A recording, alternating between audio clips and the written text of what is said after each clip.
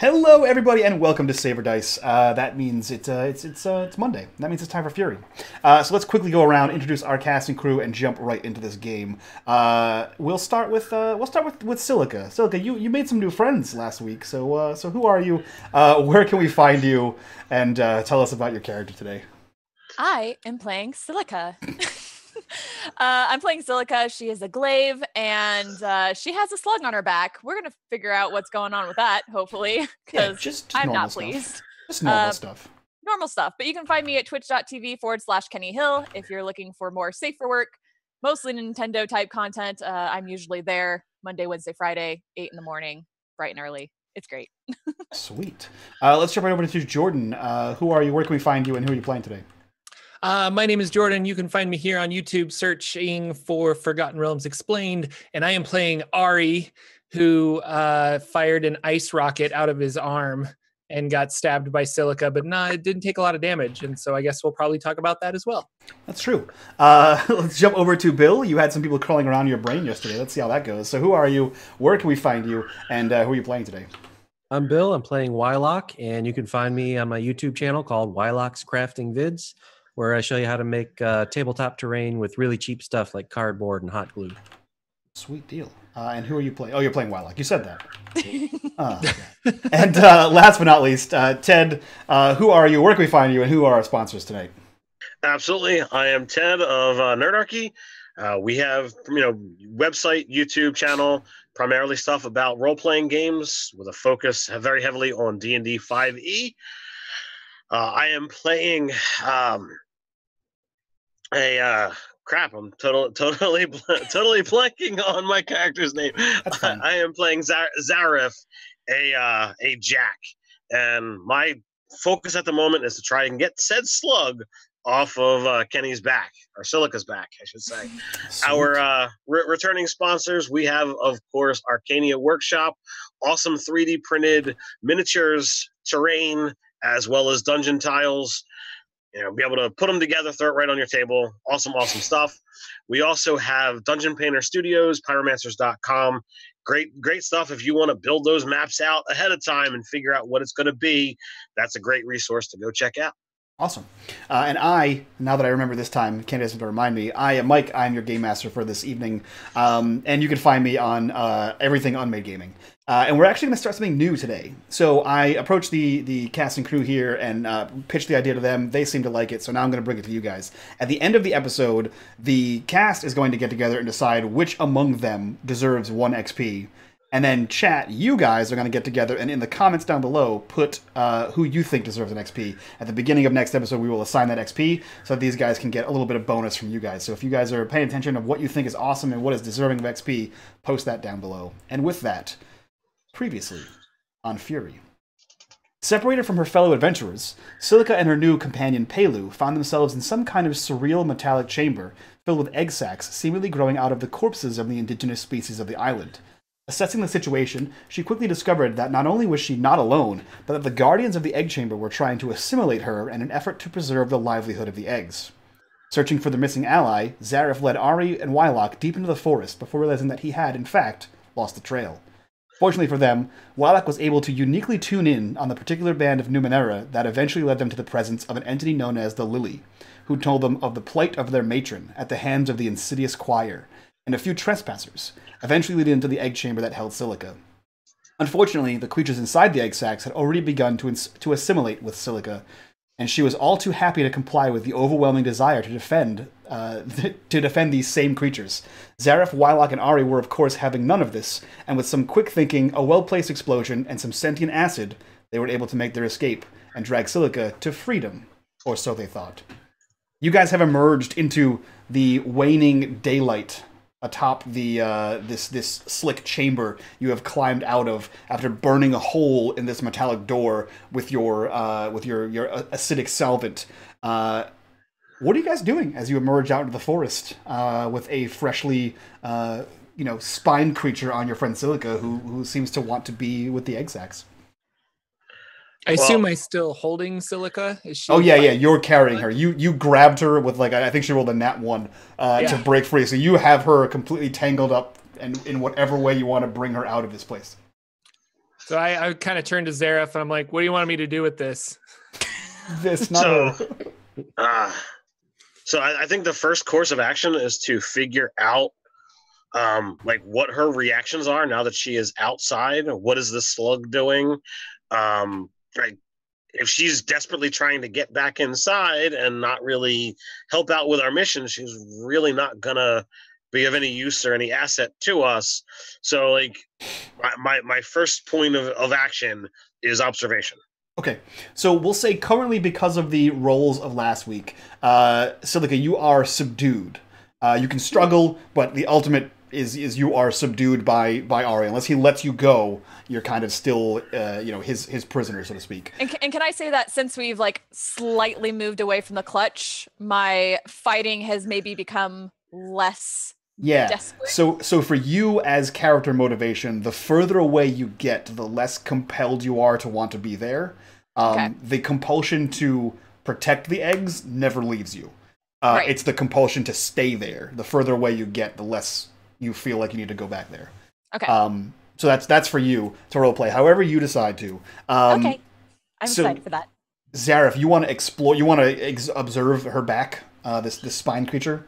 Absolutely. Okay. If anyone would like to do so, please roll me an intelligence. We'll call it a 3. Is this searching by any chance? Sure. Actually, you know what? I'll tell you what. Tell me how you're looking at this thing specifically, and we'll see if it's searching. All right. Well, I want if she's lying there, like head dropped, that she's not really fighting anymore, and I can really get a chance to look at her back. Yeah. I will totally get inches from it if need be. Okay. And I want to see how is it attached? What is it doing? What is it physically? I haven't been really up close with any of them, and sure. Okay. Yeah. So go ahead and roll me. We'll call it searching, and it will be difficulty 3. If anyone else would like to do that, it's an intelligence 3.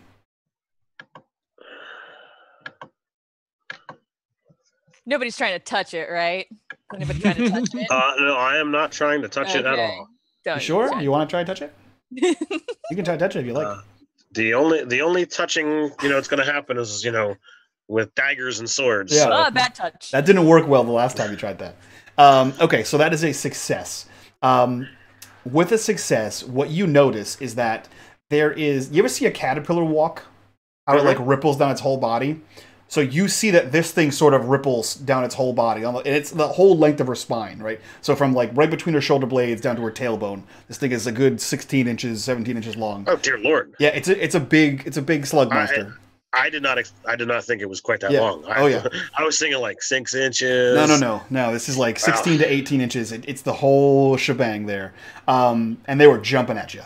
So what you see, first of all, is that it wriggles as if it's alive. But you do see that there are 2 large earwig-style pincers that are buried into her back, right between her shoulder blades. And upon closer inspection, you can actually see that there what look like feet, maybe, are also pinchered in on both sides, running down the length of this thing.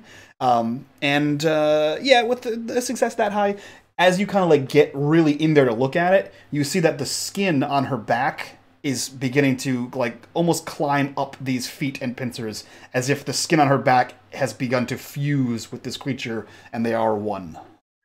All right, but you were saying it's rippling. At times it's lifted up from her back? It's like the back of it sort of ripples, as if it's breathing or okay. All right. So swallowing maybe. It's not removing part of its body. Yeah, this thing is clamped down on her. All right, that's what I had initially thought, but when you were describing that, I'm like, that's something that I can exploit. But, yeah. All right. Not this time. No. What are the rest of you guys doing as you see him hovering over the not quite lifeless, but less aggressive body of Silica, looking at this spine monster? What? I'm just checking out her backside. Yeah. It's fine. I'm tensing up a little bit because I noticed that they're getting into this sort of pensive. They're trying to see what's going on. So I am tensed for if they try to mess with me, I will retaliate. Yeah. So I am at the ready as much as I can be. I'm for that. Being a kind of subdued by Arri, I'm trying to be as ready as possible. I like it. I'm probably holding her and staring at Zariff, going, "We need to find a doctor for her." What do you do, Silica, when he says something like that? He's not really threatening me. Like, the idea of a doctor doesn't seem to bother me because it's not like an immediate danger. So I've been staring at the door. The door has the hole in it that we burned, right? Oh, Mike, you went on mute. Am I muted now? I'm good. Sorry. The door has a hole burnt in it. Yes, for sure. It looks like there's like a seared acid hole in there. So I've been staring at it, and now I'm done with that. And I turn back and I say, "I have much to tell you. Let's make our distance, set up camp, and see if that statue reemerges. I learned a lot of it. I think it's nothing more than a lackey, but we're not done with it. So let's see if it reemerges." So my suggestion is we put a little distance so we can set up a patrol or someone take watch to keep an eye on that door, but we set up camp for the night and recover a bit. And if we decide to do that, I'll download everything that I had in my mind conversation with that statue. I am not opposed to this plan. Did we see Pelu down there? Sure did. He was in the same state as well. There was 3 guys that had white eyes, and he was very much in the same state as Silica. But he is still down there, and we are not. Yes, that is correct. Sad. I mean, you can go back and get him if you'd like. I'm not looking to go back in there anytime soon. Yeah. I am. Is she struggling, like, still, or is she kind of... Are you? I'm like half-heartedly struggling. It seems like the farther we move away from the clutch, the less I'm actually struggling to get back there, and the less of that compulsion to stay there is like inside of me. But there's definitely still like some sort of compulsion, maybe some sort of consciousness that's dwelling inside of me that's like telling me what to do still for certain things. So I'm getting to be more like Silica, but still struggling against the hive mind. I'll ask Silica, can you walk? How have we moved away from the door? Yeah. Well, I mean, right now you're still outside the door. Okay. Yeah, we're moving. So if you're moving, you can probably set me down, and I probably won't run towards the door. Sure. I'm not actually sure. I'm sort of struggling with this internal thing. Like, I want to get back there, but I know that I have this other mission that I'm still... Is it a visible struggle? Are we watching your face, like, kind of longing but not wanting to, or something? Yeah, okay. I think there's definitely some because Silica is kind of an open book as it is, and so you would see that struggle. Also, the fact that Pelu is still down there, and I feel it's like I feel very responsible still. So like that, Well, you are. on top of the slug compulsion. I know. Thank you for reminding me. Wow. Yes. Savage. There are some like really strong longing to get back to the clutch for multiple reasons. One of them being Pelu. One of them being like this internal like consciousness exerting its will on me. So I'm going to try something. It's got 2 parts to this plan. Number 1, I'm going to start asking Silica questions that I know about Silica based on our time together. So my hopes is by doing so, you will be distracted by the queries, and 2, I'm attempting to garner information that to make sure that she's still in there. So like every 3rd or 4th question I ask is going to be something that's wrong.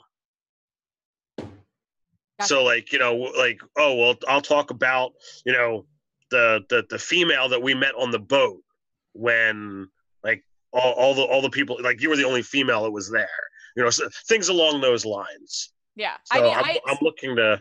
So I'm still me.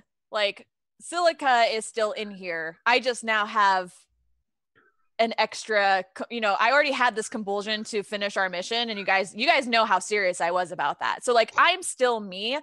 I just have certain things that I will get triggered by because of this slug creature that's on my back. Well, and I feel like I have enough agency to convey that, to be like, I am still me.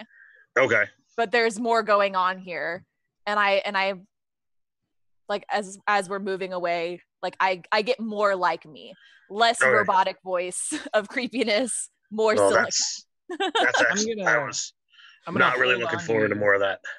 I'm going to hold on to you until I realize that you realize that your clothes are torn and extremely dirty, and that bothers you more than trying to go back to that other place. As soon as I know that that's bothering you more than trying to run back, I'm going to be like, okay, you can come down now. That's fair. That's fair. I probably do eventually get to the point where I've realized that this slug creature has ruined my jacket, and that probably bothers me a little bit. But I also forgive it because I love it. Yeah. Because I must. Because I mean, you didn't bring a spare jacket. Nope. All the underclothes, sure, but not the spare jacket, and it melted right through that thing. Yep. Terrible. That thing is never leaving my body. I know. I mean, it could, but you have to figure out how. So you guys get a fair distance away, whatever that distance you'd like to get is, in the appropriate amount of time. You get there and begin setting up camp. Is that what I'm inferring from this situation? Yes. Okay. Yes. So, Zariff, you are an experienced Numenera seeker. I'm not going to make you guys roll for camp. You guys set up camp. Boom, it's done. You're in a forest. There's plenty of wood. There's plenty of cover. There's, it's not cold. So you guys easily set up camp. What are you guys doing at this camp? Actually, first of all, Zariff, describe to me what you set up for a camp in this metal shell of an island. Well, where are we looking at as far as position between the city at the center, the perimeter that the carols are marching, the carol setup, and this entrance to the this inner sanctum, or whatever you want to call it? I'm a merciful game master. Where would you like to be? Pretty much centric to as many of those things as possible. Done. But within visible sight of that door. Yeah, Wyloch wants to be able to keep watch in case the zombies or slugs come a calling. You can get as centrally located as possible while still maintaining eye contact with that door. All right. So what I want to do is I want to be able to put up a small blind in between us and the door, and then a barrier behind us that we could be able to put our backs to, so that things aren't sneaking up on us. Yep, you can easily do that. There is enough wood and, there's enough this weird trees and stuff that grow out of these strange vines that extend the length of the place, and other flora that you can kind of weave together to make this blind, this little lean-to. Have we seen any of the flowers that Wyloch was interested in before? No. Or have we seen anything that's food-like, fruits or any of that kind of stuff? You have not. Nope, you haven't seen any flowers in the inner sanctum of this this jungle. Basically, the only flowers you saw were outlying on the petals of this egg-shaped flower thing, this bud of an island. And the only food you think you might have seen is either in the town, in the form of some crispy spider legs, or if you kill a spider and cook up its crispy spider legs. No, I'm not looking to go find any more spiders anytime soon. But there's plenty of other creatures that are supposedly here. Yeah, there's the ones that have so many legs, and then there's the other guys that are red and have tails, both of which Silica saw as corpses down inside the egg chamber. Oh, so I feel like this would be a good point probably for us to all fill each other in on what we've been up to. I feel like now that we've set up camp, and I'm slowly coming back to the Silica senses. Mm-hmm. I'm really grossed out by my goo infested, dirt covered, slimy. I am I would like to be clean. Yeah. All right. What's worse, the destroyed jacket or the goo and blood nasty covered boots? Oh, I'm very angry about both by this point. But like I'm not angry at the slug because I must protect the clutch. Yeah, it's not his fault you were a trespasser. Right. Yeah. Like I take, which is this is probably weirding you guys out. Like I feel like Silica normally would just be like, "Oh, this is disgusting and how dare."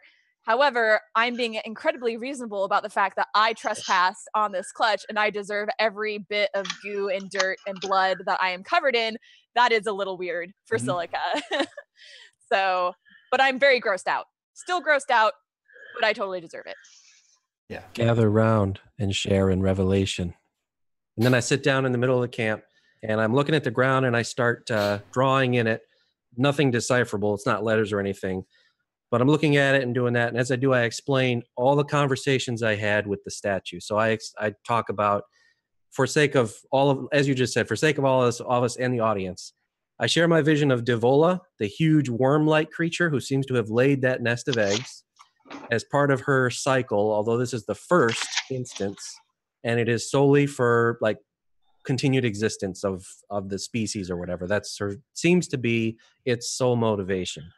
We know that something called the Insidious Choir threatens that clutch. We know that the symbol we keep seeing is the symbol of the Insidious Choir, and I saw it in the tower at the middle of Delorme. So we know that it's somehow behind the fact that the island has stopped working. No idea if Devola, the big worm, is related to or has anything to do with the island, or if it's just an offshoot. And we still don't know anything about our individual vision quests with galaxies colliding. So we also know that Nagani is Devola's clutch. Yes, the cycle of Nagani, sure, yeah. So here is what I propose. I turn to Silica. You feel some sort of sentience, yes? I do. So it's logical to assume that whatever Devola is, it could be intelligent. And if it is, it's going to be tantamount to getting that thing off your back. As soon as he says getting that thing off your back, I'm like, I don't want this thing off my back. I must protect the clutch. I misspoke. I meant to say to fully understanding the grand purpose that you're intended to serve. That I am much more okay with. Very good. The statue that followed us in calls itself the Lily. I'm pretty sure it's nothing more than a lackey, and the statue itself is a facade. I saw something in the middle of it, like a heart, right? The Lily protects the clutch. Yes. We saw the statue move, but Wyloch was the only one talking to it, right? Yes. Yep. Okay. It was talking in Wyloch's head. And so how great that we should see it move and learn more from her. We wait here, and we wait here, and hopefully do a 10-hour rest, because I'm really low on points. Okay. I do wonder, since there is sort of there seemed to be, or it was implied that there might be a hive mind with the clutch. So now that I am coming more to my senses and I now have a dual purpose. I have this grander mission to figure out what's going on with the island, and I also have the imperative to protect the clutch. So I want to see if there's any way I can Yes, obviously. I must protect the clutch. Yeah. But I would also like to figure out what's going on. But I want to see if I can have like some sort of internal dialogue with this consciousness that's sort of not controlling me, but exerting pressure on me. Okay. And see if there's anything I can glean out of that feeling. Okay. As vague as it may be. So if you voice any of that, perhaps Wyloch, who has already had communion with them and has, powers to some extent to do this, maybe he could guide you on some kind of meditative journey or something? Sure. Wyloch, is that something you feel comfortable doing? As long as he doesn't touch my slug. I certainly can try. Okay, so here's what I'm gonna do. I'm gonna give you one asset for Wyloch. I'm gonna give you another asset for the slug being attached to you, Silica, and I'm gonna make you roll an intelligence, difficulty 5. Now, because of the way that it was described, that Wyloch is helping you because of his psychic communion and all this other thing, if you nat 1, it will affect both of you. Because you will be somehow psychically linked with whatever nonsense Wyloch is able to do with his special blue crystals. I go out of phase. Okay. I wasn't sure if you just defocused the camera by leaning forward or if you did it on purpose. I was like, is it going to fix itself? I like that, man. That's good. All right, so difficulty 5. Yep, and you have 2 assets. And, like, okay, we know how my rolls tend to go, so it's... You can spend an effort. Just got to reduce your intellect by 3. No, I think we're okay. You think you're good? Yeah, okay. We're fine. We got this. Look at this. Yeah. Damn. Okay. So here's what I want from you guys: is explain to me how, Wyloch, explain to me how you assist her, and then once that's done, Kenny, explain to me, or Silica, explain to me what you're looking for, and I'll frame an answer. Like I said, I went out of phase just like I did when I was first tracking the lily, and then I placed a hand on each side of her head. My eyes went white as I tried to recall the experience, what it's like at the 7.5 dimension to make that that verbal communication, and just sort of served as a conduit of power in that regard.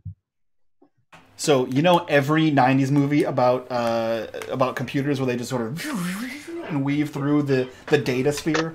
That's kind of what happens to you. Both you both kind of see this in your head. Now, Silica, what are you looking for? What information are you trying to source from this?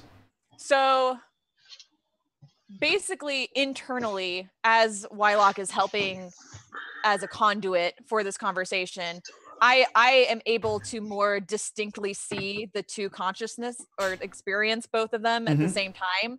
So there is Silica, and then there is the clutch hive mind, and I am, as Silica, trying to figure out what Devola's end goal is. What, besides just the breeding and the cycle, which we were told about, how she plays into this greater conflict. Because I'm now able to separate the protecting the clutch imperative and my original Silica goal to have this conversation, that there's more going on here besides just what the clutch wants, that I still have what I want. Okay. So you sort of data sphere back through the split consciousness, and it's one of those things where it's like reverse Sailor Moon, where it's like Silica and then like the worm comes apart from it, and you can kind of see both of them in this weird glowing aura of strangeness, and you are sort of kind of going into the mindset of this hive being. And as you do, you see the clutch growing, and you see that there's actually a symbiotic relationship between the small creatures, the one that's on your back, and the large creatures, in that the small ones, first of all, are the defenders sent to protect the clutch and make more people like these zombies that you saw, whereas the other ones are the actual young. So that's what you're protecting, is the larger creatures. And then you kind of zoom back even further, and you see a different even larger chamber inside of a massive city. You see this large chamber, and inside this chamber there are these vats of this green liquid, and there's these like strange tubing, and there's these metal machines that are whirring and humming, and it's like a cacophony of noises, and you feel this presence kind of lurking in the shadows. But every time you try to like bring your consciousness to bear on whatever that is, it seems to move. But you feel this presence kind of encompassing you as if it is the whole room itself. And as you're trying to figure out what this could possibly be, you see that same serpent that Wyloch saw rear up into view, and it just sort of emerges out of the shadows, and you hear, "What are you doing here?"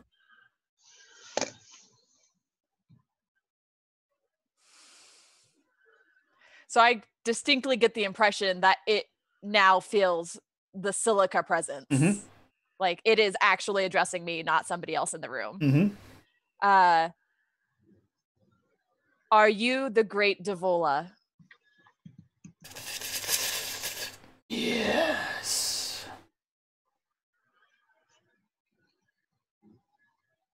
Are you located on the same island as your clutch?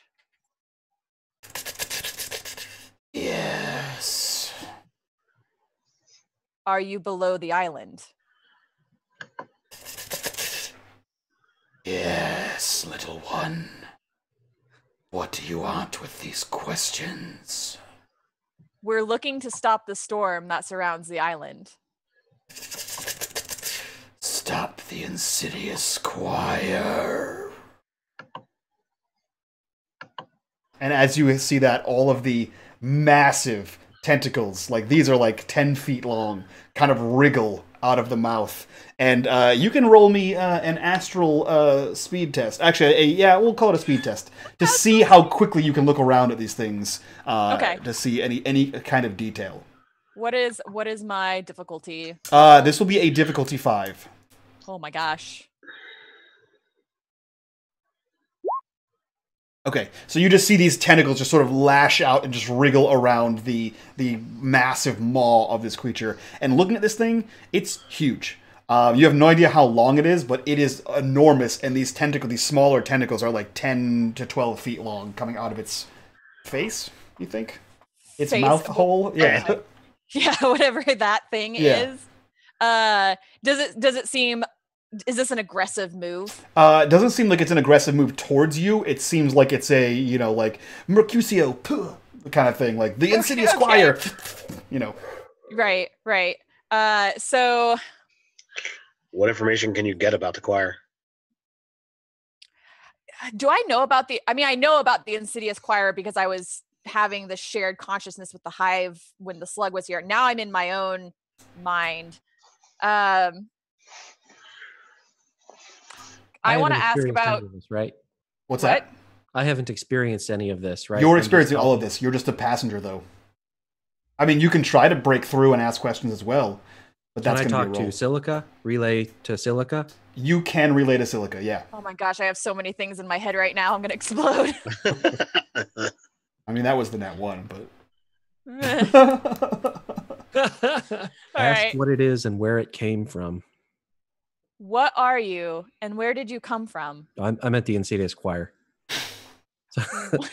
The subjunctive mood. We haven't moved on from the previous. Yep, Okay. go ahead. I mean, that's Silica right there. She would just no. You should say that? Yep. Yeah, you hear that same... I am the Nagaini matron. And where do you come from? I have been here for a long time. And how do we stop the insidious choir?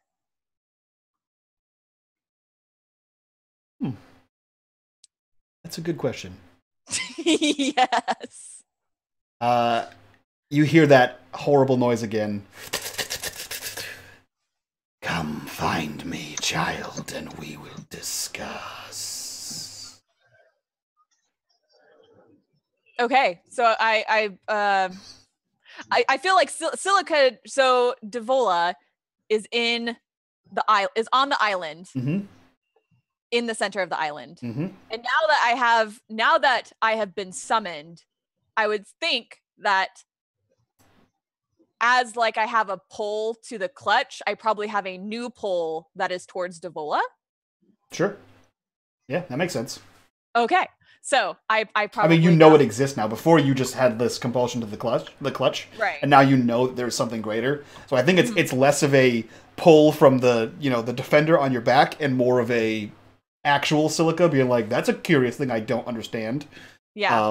And you're just your normal curiosity kind of taking the better of you. Okay. I think that is probably all the information I need out of Devola. Okay. But I would like, because I am Silica, Mhm. great and benevolent Devola, I thank you for your time, and I wish you the best of luck with your clutch. And I like kind of bow out of like temporal existence. Yeah, you like astral bow up there, a sweeping astral bow. out of Okay. that situation. and you reverse through this whole like massive cityscape, and then back up through the clutch, and then like boom, and you kind of like fall back. And the clutch, I like. Yeah, you kind of like zoom all the way back through, and all of you, well, the two of you sort of just fall apart from each other, exhausted from the experience, as it were. Whew. We definitely need a long rest. Yeah. So, Arri and Zariff, you see the whole, Vulcan mind meld thing, and this happens for like a good solid 10 minutes of neither of them talking or moving, and then all of a sudden the contact breaks and they both kind of fall over, like sweating and panting. I want to lean on Arri because, he's still like my brotherly. I probably rush over to make sure she doesn't run away, and then try to help her up. Like, that was really hard. Okay. Well, as he does, I rip the cloak from his shoulder and wipe my sweat with it. Why are you always disrobing Arri? His arm just glows. If Arri goes to Silica, I will head to Wyloch and make sure that he's all right. Am I freaked out by the fact that Arri because since Wyloch just like disrobed Arri again, and that has been kind of the symbol that's on his arm is the symbol of the Insidious Choir. Do I have any reaction to that, or am I kind of enough in my faculties to not? You're enough in your faculties to not. I mean, you now have a new-ish understanding of it. That you know that the Insidious Choir is bad, or at least you have a feeling that it's bad, and now Wyloch has told you that symbol and the Insidious Choir are one. So you kind of have like, you're leery towards it, but like you understand that it's not Ari's fault that happened to him. Right. And I think my relationship with Arri, I'd probably have, again, Silica, the heroic to a fault. I want to now save Arri from whatever is happening. Mm-hmm. Like, even if I don't fully understand it, I know that this is bad. And so I'm kind of like, I'm going to start having that guilt again. Yeah. And so as Zariff comes up, I say, it did that to us. And I'm pointing to that symbol. What do you remember of it? You're saying that this is the choir? What I don't know anything of it. I know that it did this to me, and I'm pointing to the gem in my head. If I remember correctly, it was Zariff that in our vision that's right. quest. Yeah. The I had touched a Numenera that it seemed to it seemed to rob me of some of my emotions, and I've just been kind of taking each day since it happened, and sometimes it slips my mind that is what has been the focus, the issues. All right, let's just be wary of it. So I don't understand why it would give gifts, but also take so much away. That I cannot tell you. What did you see? What did you learn?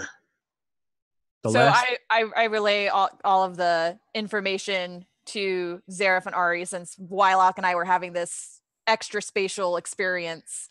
Devola is here on the island with us. The fact that the Insidious Choir can be stopped, but we need to go see Devola, and that I can sense kind of where we need to go.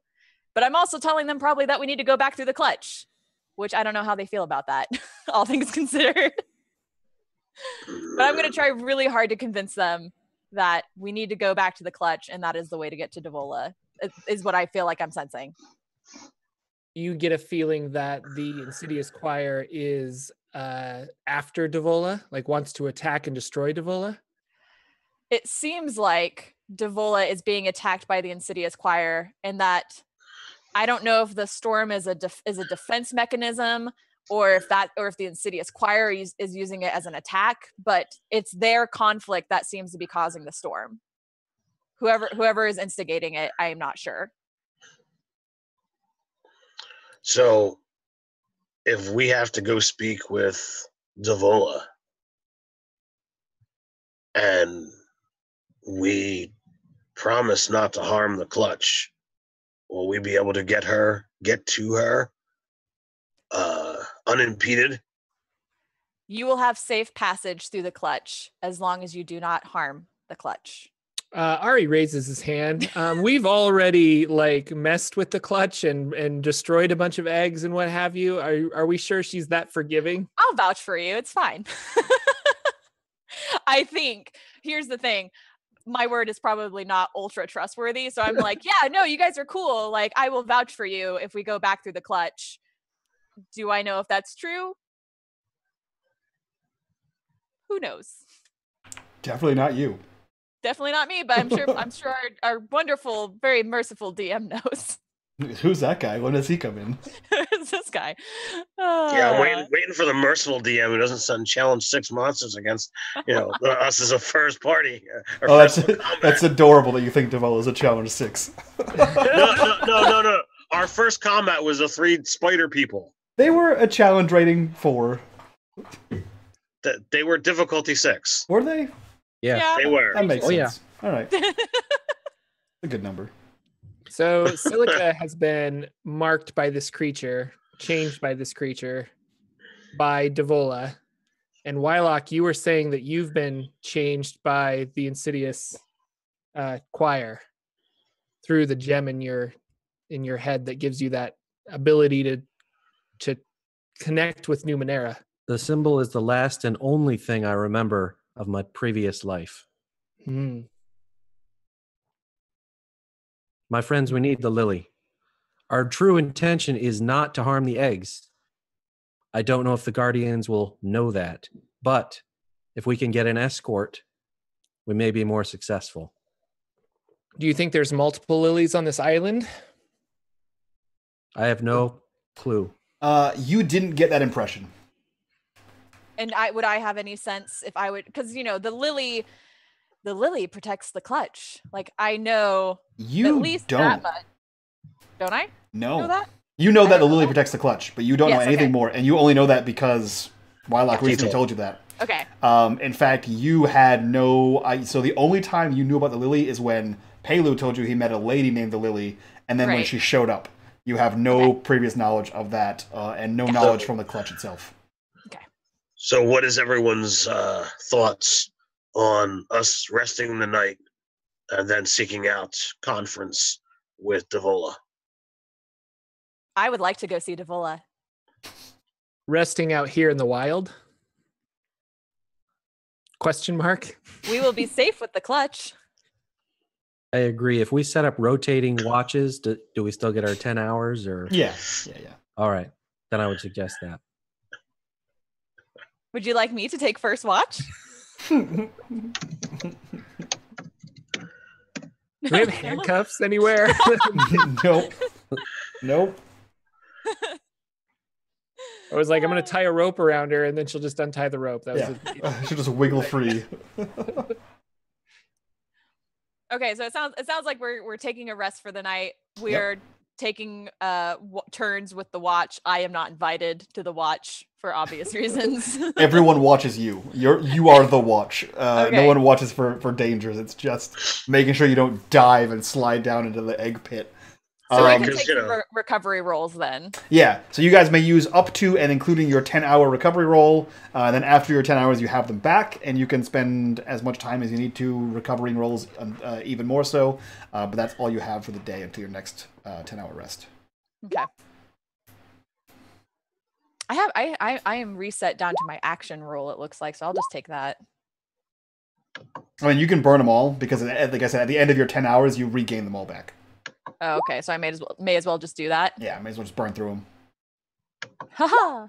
It's like if it were D&D terms, it's like if you have all of your hit dice left at the end of the day, you might as well just burn through all your hit dice left. Okay. How do I recharge my might pool again? I have to do like a repair roll. Oh. Yes, because you have that extra 2 points. Oh, that's right. Okay, so Zariff and Arri, you did not drink the drink. I am doing so now. Okay. The 2 points of damage you lost does not recover. Oh. So both of you, that 2 points you lost does not recover at all. And once you drink that drink, however, those 2 points will recover. Right. Arri, I drink my drink as well. Okay, so you recover those. You are able to recover those last 2 points. I think I don't need to drink because it is easier to comply. You're actually, I mean, you may think that. That's fine. You're actually fine. You and Wyloch have no issue. Okay. And you do not lose any more hit points. Gotcha. Arri, you asked how to repair. Roll your repair skill. Which I don't know if I have a repair skill. I never had a skill marked repair. Okay. So did we just do an intellect roll? Yeah, it's an intellect roll. And how many hit points are you down? Was it 5? 5, yeah. 5 is the total hit points. Let's call it a 3, difficulty 3 to repair. That's what we'll call it from now on, a 3. If you hit that 3, so that's it. You just don't get those 5 points back. And that's for, okay, so I'm going to roll my recovery rolls. I haven't done any. Sure, you can roll all of them, and then you just recover everything but those 5 points. And so that repair roll is for this entire session? Yeah. Like that okay. Well, yeah, it's for this sleep. You can roll one tomorrow, the next time you sleep, too. Okay. Every full rest, you can roll that again.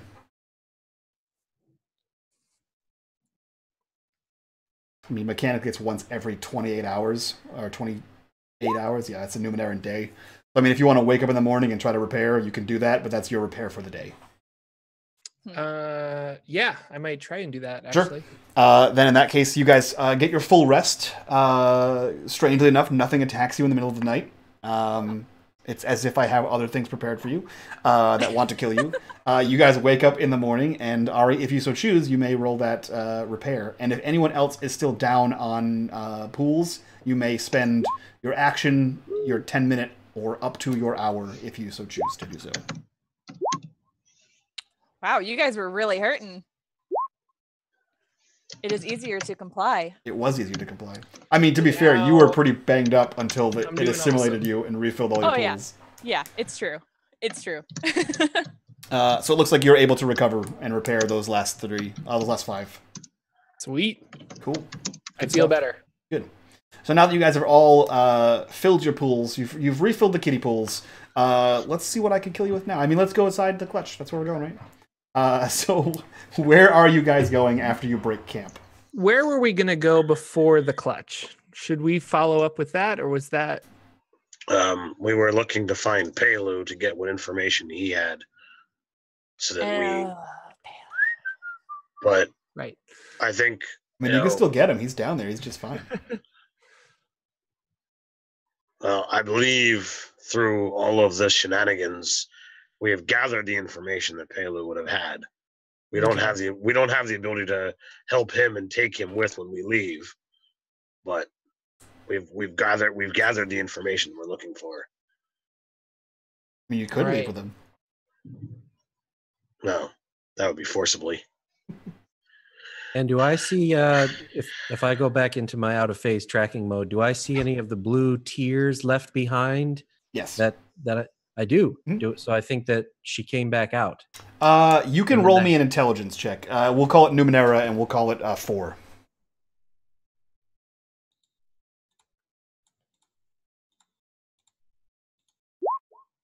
You don't think they go away?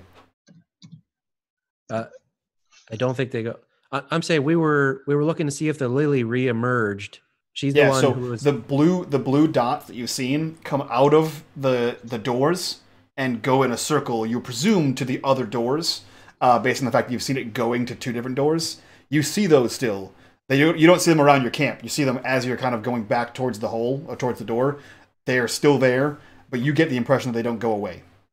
Oh, I see. All right. So I have no idea whether or not she may have reemerged. Yeah. Did anyone see a walking statue on watch last night? No, I think. When you say, did anybody see a walking statue, I shoot my hand up until you say on watch that night, and then I lower it. Oh, man. I believe that the way to get to Devola is to return to the clutch. Back to the place where Pelu is? Yes, we must return to Pelu. We must save Pelu. I'm very worried, and as I continue talking, I'm very worried about Pelu. I slip back into Silica, and I don't think we should leave Pelu back down there because it's my fault he's in this mess in the first place, and I just sort of ramble off very concernedly about Pelu. Did you see an exit in that room? No, I did not. But I believe that the way to Devola is through the clutch. I think our best, having been in as witnessed that whole psychic communion thing, I'm going to say, I think that's our best bet. Cool. So do you guys head back down to the clutch? Well, I think we should head to the door, see if we can make contact with this Lily, and see if maybe Lily will agree to Silica's suggestion or terms. Okay. So you guys are going to get back to the door, and so let's little fast forward there. So you guys are outside the door. How do you plan to commune with the Lily and draw her out? What is Silica doing now that we're standing outside the door? I'm just sort of like a little sunshine. Like, I'm very happy to be back here. Like, I love the clutch. It's great. I'm still keeping a very wary eye on you guys to make sure that you don't cause any harm to the clutch, especially Arri. Even though I love him, he has a rocket. I did not like that. Sure, he does I've have a forgiven rocket. you, but I didn't like it. I understand. Well, Silica, would you attempt to see if Lily is here? I've got nothing. I have no idea how to commune with the Lily. Well, the last time we saw her, she was down with the clutch. The Lily protects the clutch. Right. So if you were to proceed into the door where Lily might happen to be, you could attempt to commune with her and make sure we have safe passage. I mean, I very much want to go back to the clutch, so I will definitely go down if that's what you want. Therein lies the problem. If we send her down, I don't know if she's going to come back up, Lily or not. She wishes to protect the clutch, but she also wishes to please Devola. Yes, and I turn to you, Silica. Yes. Devola wants the clutch protected, but more so, the insidious choir defeated. Yes. If we get permission to travel through the clutch to speak to Devola, perhaps we would be able to gather more information on the insidious choir and how we, protract out the three of us, or it would be able to defeat the insidious choir. That would please Devola more. Yes. Does this make sense, Silica? Yes. Sorry, getting like it's great. It's great. So you're of the opinion that she believes you. I will gladly descend into the clutch. Silica, if I go with you, do you feel that they will attack me? You must not harm the clutch. I won't harm the clutch, but I also don't want them to attack me. Okay. I feel like, given Devola's instructions for me to come and find her, that I can bring them down as long as they do not harm the clutch. We will be okay. And I don't know that Silica can convey that because I'm kind of back in robot mode. Mm-hmm. But as long as not harm the clutch. I'm willing to go with her so that she doesn't go by herself. If you want to wait here, or if you want to come down as well. I'm not stepping into the door until I speak to someone who's going to say, "Yep, we shit happened yesterday. We're gonna forgive that because we got a bigger fish to fry." Okay, that's what I'm looking at. Man, okay. I hope you get that. Right, so Silica and Arri descend. Looks that way. Okay. Yeah, I am happy to bring Arri down there with me. Okay. And Wyloch, you were going to say something. No, go ahead. That's all right. Okay. So you guys begin your slippery descent into madness, into the egg chamber, and everything's fine. It is a slick tube, as you recall. It does not descend. So actually, Arri, as you kind of scrambled out holding Silica, but you know that your second venture down, there are no stairs. So this is a slick it's not tube. stairs anymore? No, it appears as though the lily had made those stairs for you. So this is a slick tube that you kind of have to like scramble and hold on to as you slip and slide down this thing. Like imagine trying to walk down a water slide. Can we do a rope situation to hopefully climb back out? Yes, you can. I mean, yeah, you can.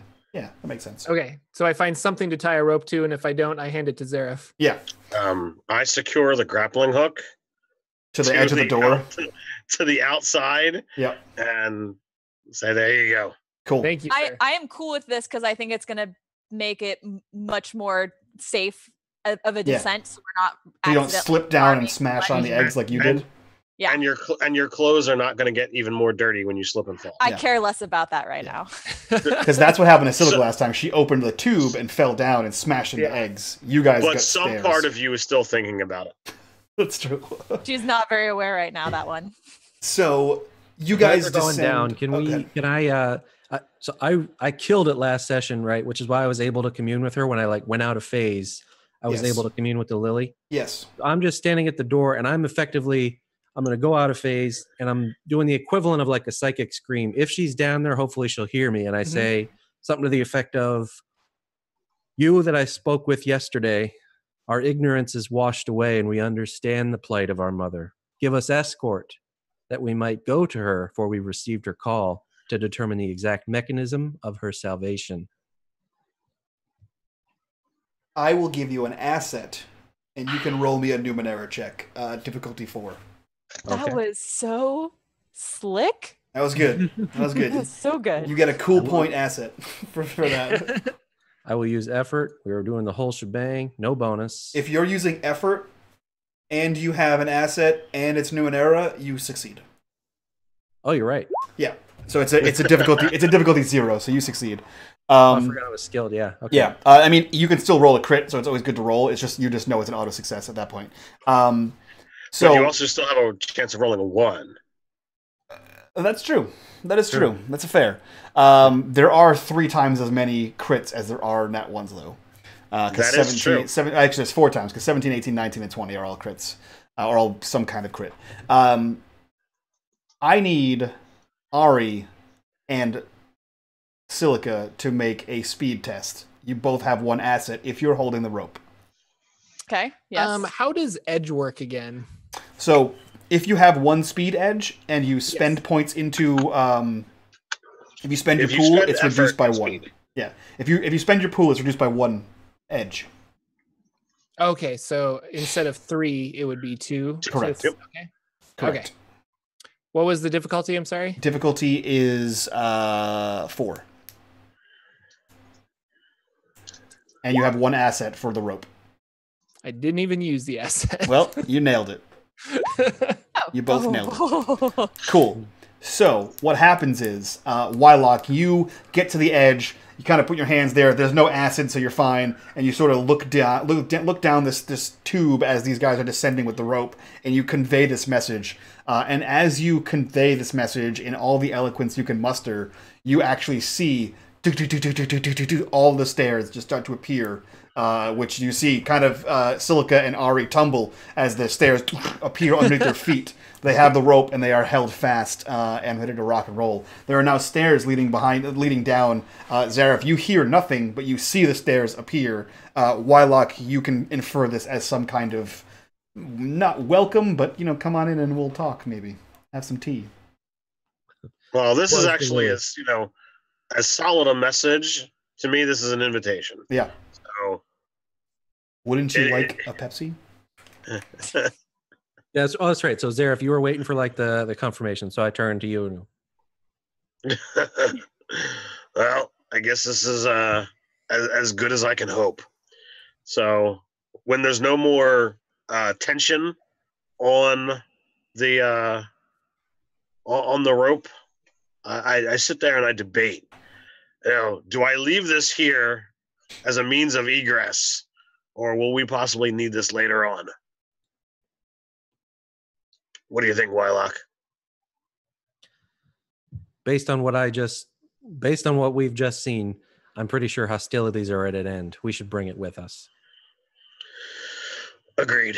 So I unhook the grappling hook again, making sure there is no more tension on the rope and that Arri and Silica have let it go, and I begin, winding the rope up, coiling it, stowing it in my pack before I begin to head down the stairs. Okay, so you guys descend down Zariff with the most amount of trepidation, and eventually you guys wend your way down the winding tunnel towards this large metal dome-shaped room with egg sacs kind of crawling up the walls. You immediately notice, well, Silica and Arri, you get there first, but as your companions kind of come up behind you, you guys immediately notice that there are 4 people standing there, weapons and arms and hands down by their sides, just looking at you. And Pelu strides out between these 3 of them, and he kind of breaks the pack and starts to walk towards you. Pelu. As I step into the room, I have my hands like up and empty. Mm-hmm. Yep. Showing your innocence. But my eyes are ever moving. My ears listening for any springing slugs and what have you. So you see that the 3 other gentlemen are completely deadpan, wide-eyed, and just standing there like statues. And you see Pelu stride forward towards you, and he sort of takes a courteous bow in his blue cloak, in his tattered blue cloak, and he says, "Welcome. Have you come to comply?" I would like to observe what Pelu looks like, because I still have Silica knowledge inside of me. So what do my Silica eyes see? Roll me Intelligence 3. Okay. Intelligence 3. I don't get any asset for previous things that I've discovered. I don't think so on this one, because this is a new experience for you. Right. All right. That's fair. That's fair. We'll go with it. All right. Cool. Nice. So you see that his eyes are a little sunken in, like when you stay up for way too long and you get that kind of sunken in ring around your eyes. He looks like he's been awake this entire time. He has that kind of situation, but his eyes still have color to them. His speech pattern doesn't sound any more or less brainwashed than when you originally thought he was brainwashed on the surface. Right. Yeah. All right. Possibly just a different kind of brainwash. Great. Yep. But he looks to you guys and says, "Have you come to comply?" "We have come for conference with the Vola." "They will not harm the clutch." "You seek the matron." "The matron has called." "We will not harm the matron." "Wait here." And you see him turn towards the 3 men that are standing there with their weapons sort of just out. He passes between them, and you see that there's a large, probably like the largest amount of eggs that claw up the wall, and he slips in between them. And you see he's gone. When he leaves, I had seen when I was here before, and we had discussed what had happened here previously. There were bodies on the ground. There were. Are the bodies still there? They are. Is there anything amongst the bodies that I can get to without being too close to an egg? You can roll to find out. Have the bodies begun to sprout eggs? Everything down here is sprouted eggs. The only things that haven't sprouted eggs are the 3 people that are standing there, Silica and Pelu, and you guys. Yeah, the eggs are growing out of the bodies. What difficulty would you allow me? Would you want me to search, sir? It is it's a difficulty 3 speed to see if you touch the eggs. Oh, okay. I got to do speed. If first. He's moving, I am watching him very, very carefully. Yeah. I am moving with practiced caution then. Okay. So so would this be balance? Would this be sneaking? This is the kind of stuff that I do. Okay.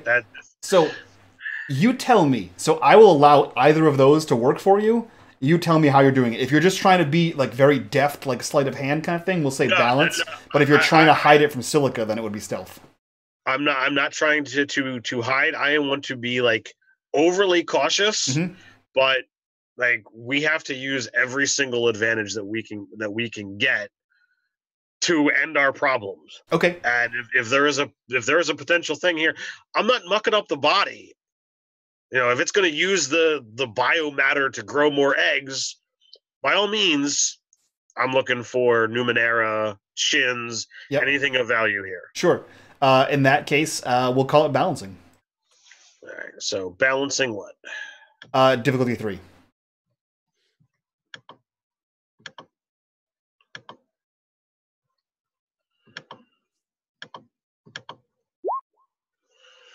Oh my god. Wow. Wow. Oh my god. That was a close call, Zariff. It was. So you lean down and you begin to look over this body. You're fairly certain that there is some kind of small pack underneath it that you can pull out without disturbing the clutch. Okay. So I assume you definitely maneuver down there. I will do so, yes. Okay. Cool. Let's see. What do you find? You find something cool. As soon as I find out where I put that book, you find something cool for sure. Visibility.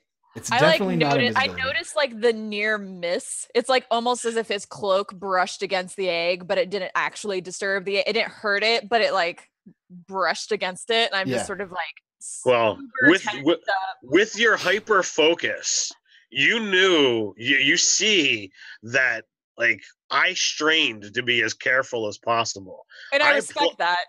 I applied effort to this, and had I not, I would have failed. Oh yeah. So what I need from you is I need you to roll me a d20, first of all. Okay, just a basic d20. Yep, so what you can do is roll, it's a /R space 1d20. R1d20. 16.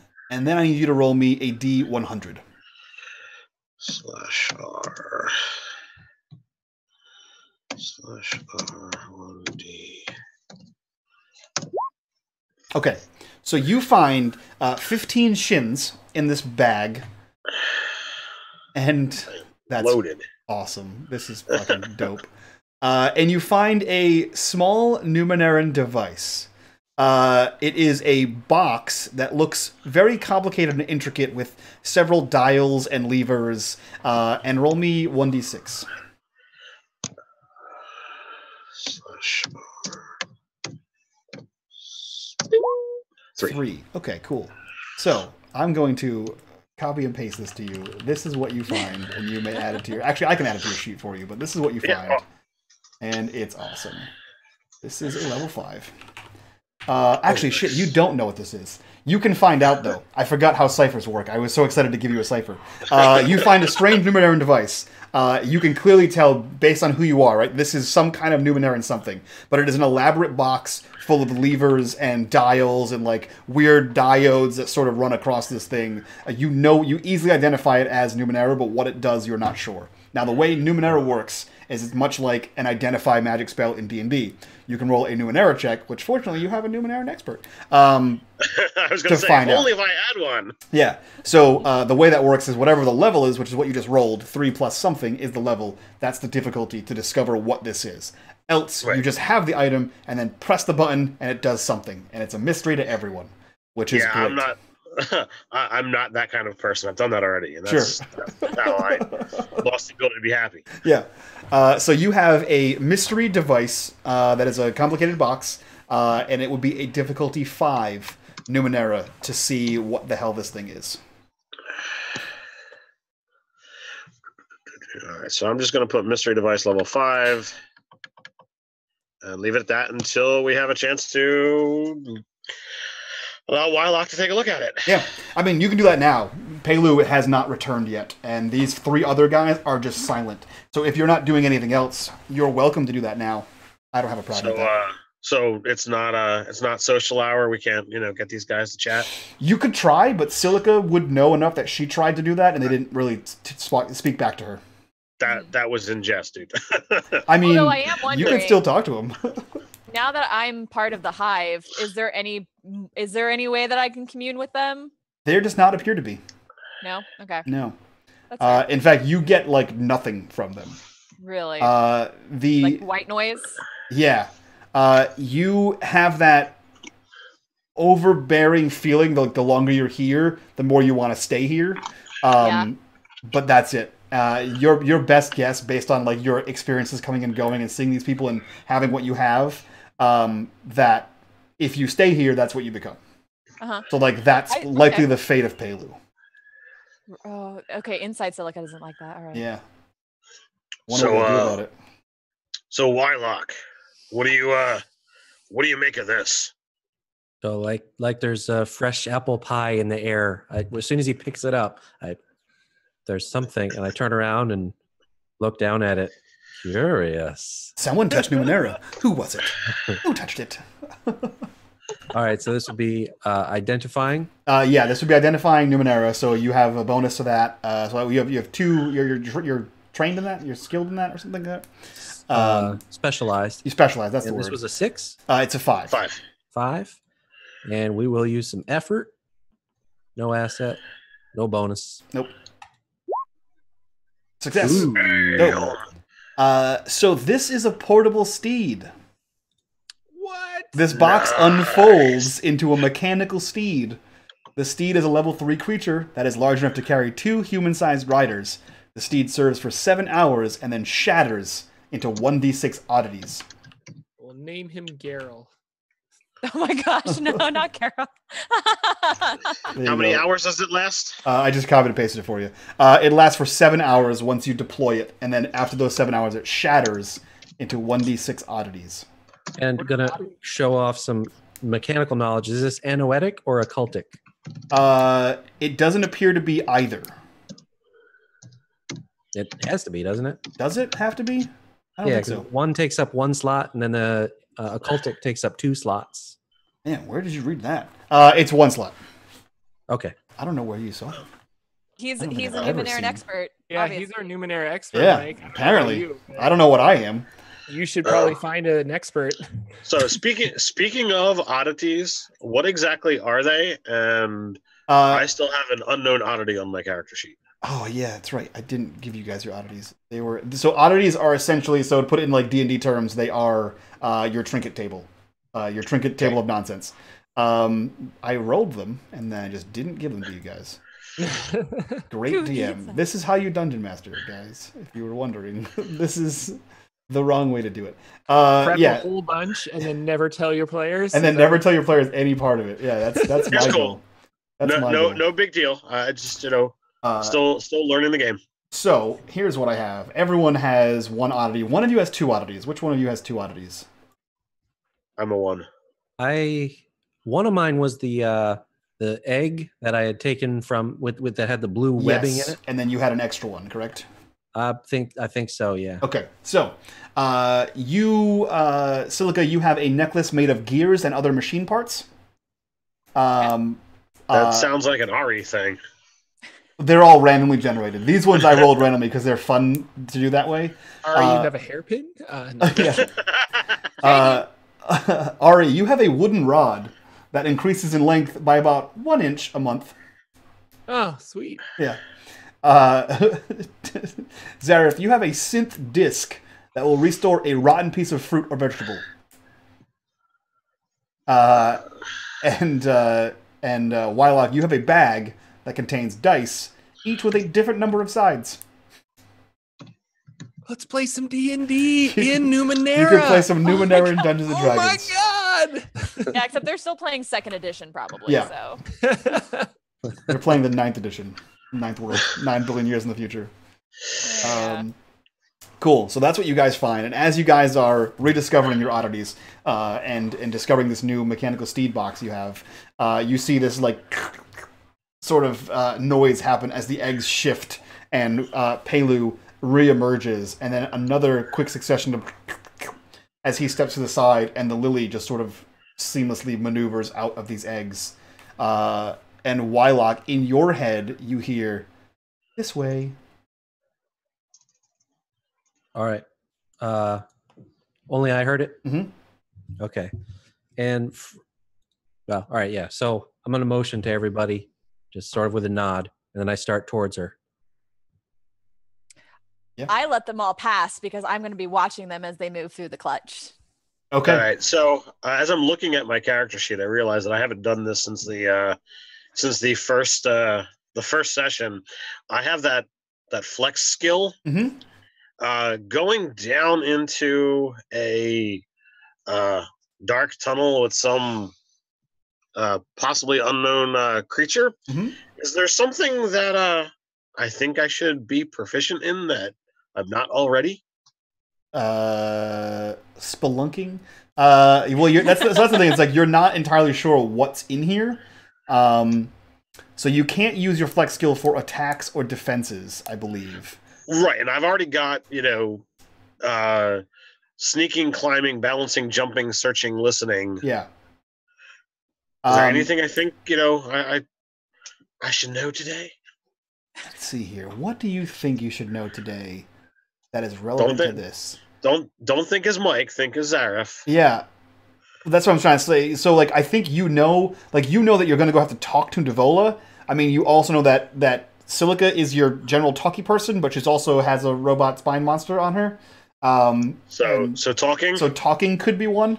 Also, Numenera could be one, based on the description you received from the vision of what Devola was surrounded by. Possibly knowing Numenera and tech might be up there. All right. Well, I got Wyloch for Numenera, so I'm gonna go with talking. Or ninth world biology, maybe. Be another one. See what the hell she is. Yeah, that's a good thought. That could be. I'll think back on the numerous creatures and stuff that I've encountered and possibly left dead behind. Whatever. Cougar in chat says in the ninth world they don't play D&D, they play P&P, pylons and penitentiaries, made by nanos of the beach. Well done. Well done. You sir, get an XP. That's how that works. Wouldn't that be fun if the chat could level up? I know, right? That would We be should great. make a new character. That would be great.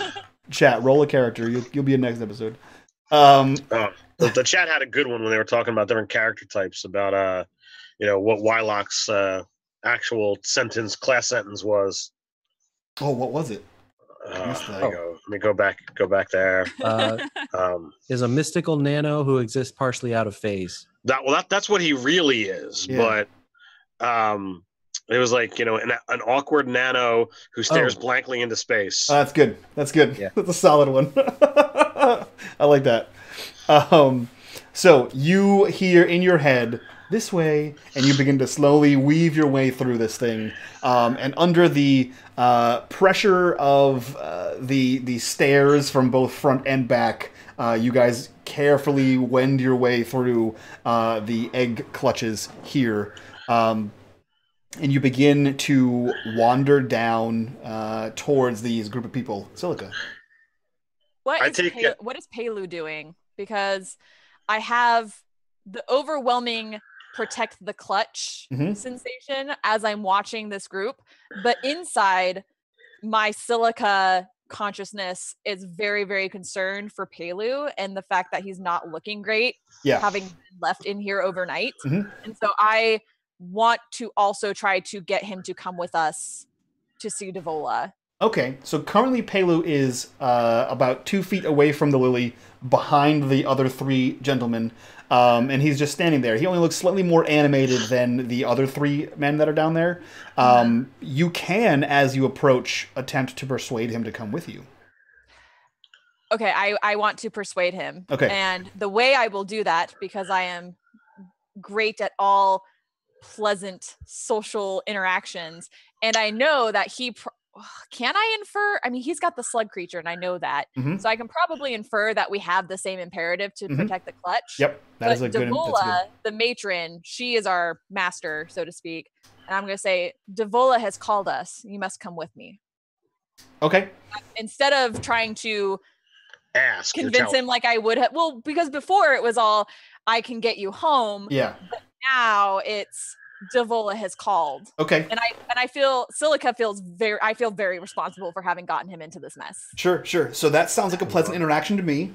Yeah. We'll call it difficulty 3. All right, difficulty 3 and pleasant interaction. So I don't feel like I need to exert effort here. While she's having this conversation, and knowing that we have to squeeze into a tight spot, I want to just take a moment to make sure, like, all right, I don't want to have my cloak brushing anything, so I'm gonna pull that back, stuff that in the pack, and make sure the pack is as cinched as possible. Okay. Put all your sharp and pointy weapons away. So you bundle yourself up like a burrito into the cloak to try to get all of the bits that stick out off of you as rounded as you possibly can. Silica, you move up to Pelu and you begin to try to convince him that Devola wants his presence, is requesting his presence, and he cocks his head to the side like a confused dog and looks to you and says, "My imperative is to stay here and protect the clutch." Yeah, and I probably, because that's I'm gonna be like, yes, we must protect the clutch, because those two consciousnesses. What is that? Is that the right plural for that word? Sure. They are fighting inside, not fighting, but they are struggling for dominance inside of me. And right now, the one that we share is gonna override Silica's. And so inside I am screaming because I want him to come with us, but there's not a lot I can do being this central to the clutch. The proximity is messing with your Silica motivations. Okay, cool. So you guys proceed. Does anyone else take any other precautions to proceed carefully? No. So you guys are escorted back, and it's you ever try to walk by someone who doesn't want to be walked by? These 3 guys are that. They stand there, and there's enough room for you to kind of jostle through them, but they don't move out of the way, and they allow you to jostle through them, but it's that awkward exchange of like, come on, just let me go. And then you are through them, and you see Pelu and the Lily. And the Lily just sort of rotates again on her strange statuesque presence and begins to move through these. And there's no appendages come to move the eggs out of the way. She just sort of moves, and the eggs just sort of kind of part around her and then close back in. And Pelu nods to you and says, "My imperative is to stay here." And then who goes first after Lily? Arri does? I'll go. I think Arri jumped in there. So Arri, how do you approach the eggs? Well, I probably have my hand on my hammer until I realize I have to squeeze past these bodyguards. So then I put my hammer back and I'm like, okay, or wherever it is on my back, I guess. And I kind of part ways, and then I'll probably just do one of these and one arm in and kind of try to find an opening and slither through these eggs. So the moment you stretch a hand out and try to put it in between 2 egg sacs and try to get your body in, you actually feel nothing. So you put your hand in, and the egg sacs almost split where your hand goes, and there's probably a half an inch on either side of wherever your body touches, and they almost move around you as if there is an aura around you, allowing you to kind of pass through. So you guys all see him kind of squirm through, and then he's through, and the eggs sort of go back to where they were. Who is next? So I step up, seeing that, I overly cautious approach and try to see how much room they're actually going to give me, and just try to walk normal. And if they're not giving me enough space, then I'll turn to the side and try and do the shoulder shimmy. Yeah, these guys just stay like statues. But there is that room for you to awkwardly. No. The eggs. Oh, the eggs, yeah. So as soon as you walk up to them, they do the same thing where they kind of open up, and they allow you to have that just where it's just awkward enough that if you sneeze, you're going to headbutt one of these things. But you are able to pass through. And then I assume Wyloch, you're able to pass through, and then Silica, you are the last and most hesitant to pass through these eggs. Oh, yeah, 'cause I really don't want to leave, but Devola has called, and I must heed her calling. So you do. The 4 of you make it through the other side of this egg satchel, and if you turn behind you, there is actually an arch leading into this tunnel that you are leading into the egg hatchery that you're in, completely surrounded by eggs. As you begin to kind of wend your way down, you see that you're in a much larger tunnel that sort of goes down aggressively down. Zariff, this reminds you very much of your time spelunking and cave diving and Numenera hunting. You are in another metal tube with large stairs, featureless walls, as it descends into darkness. But you can see that there is, in front of you, there is the lily, and the trickles of blue liquid streaming down her slightly glow a little bit as she begins to move down these stairs effortlessly, maneuvering down here. So you guys have a small light source in that you can see the firefly that is the lily moving towards some destination. So on this side of the wall, like there's no eggs. We have the ability to Yep. breathe and move freely. Yep. So I'm gonna kind of exhale and take a little bit of the tension that was being held.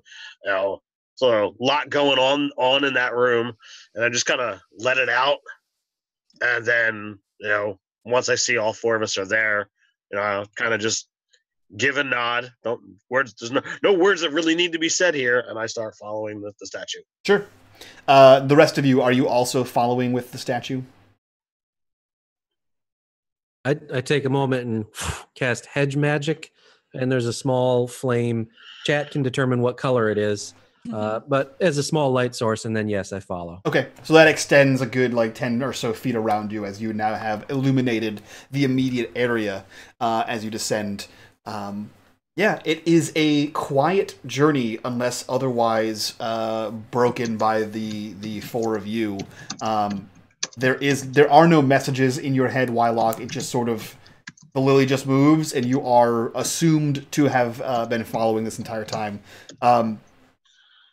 As you begin to maneuver through these passages, it moves from this metallic, tubular kind of situation that you've seen throughout the island to a rough-hewn stone, which is the first time you've seen stone in the island.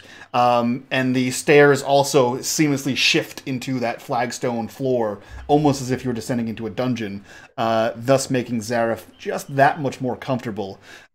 This proceeds down for quite a while, and it's wending and winding back and forth.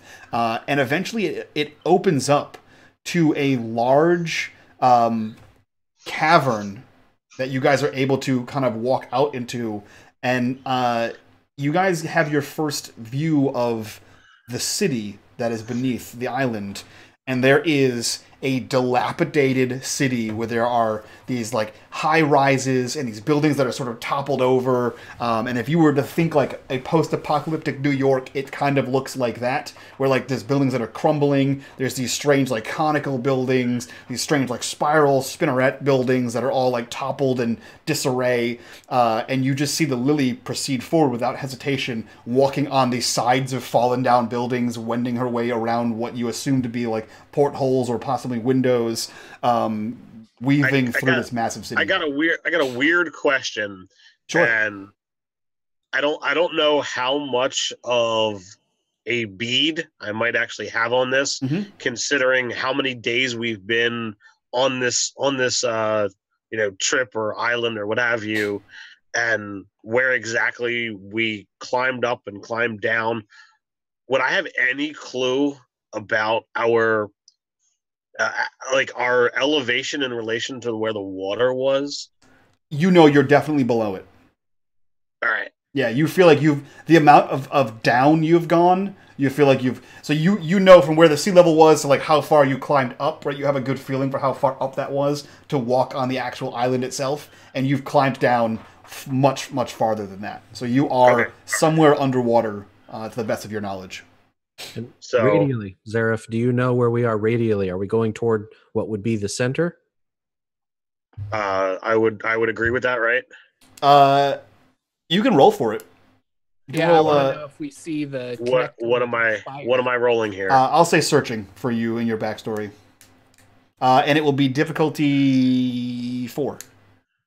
For searching.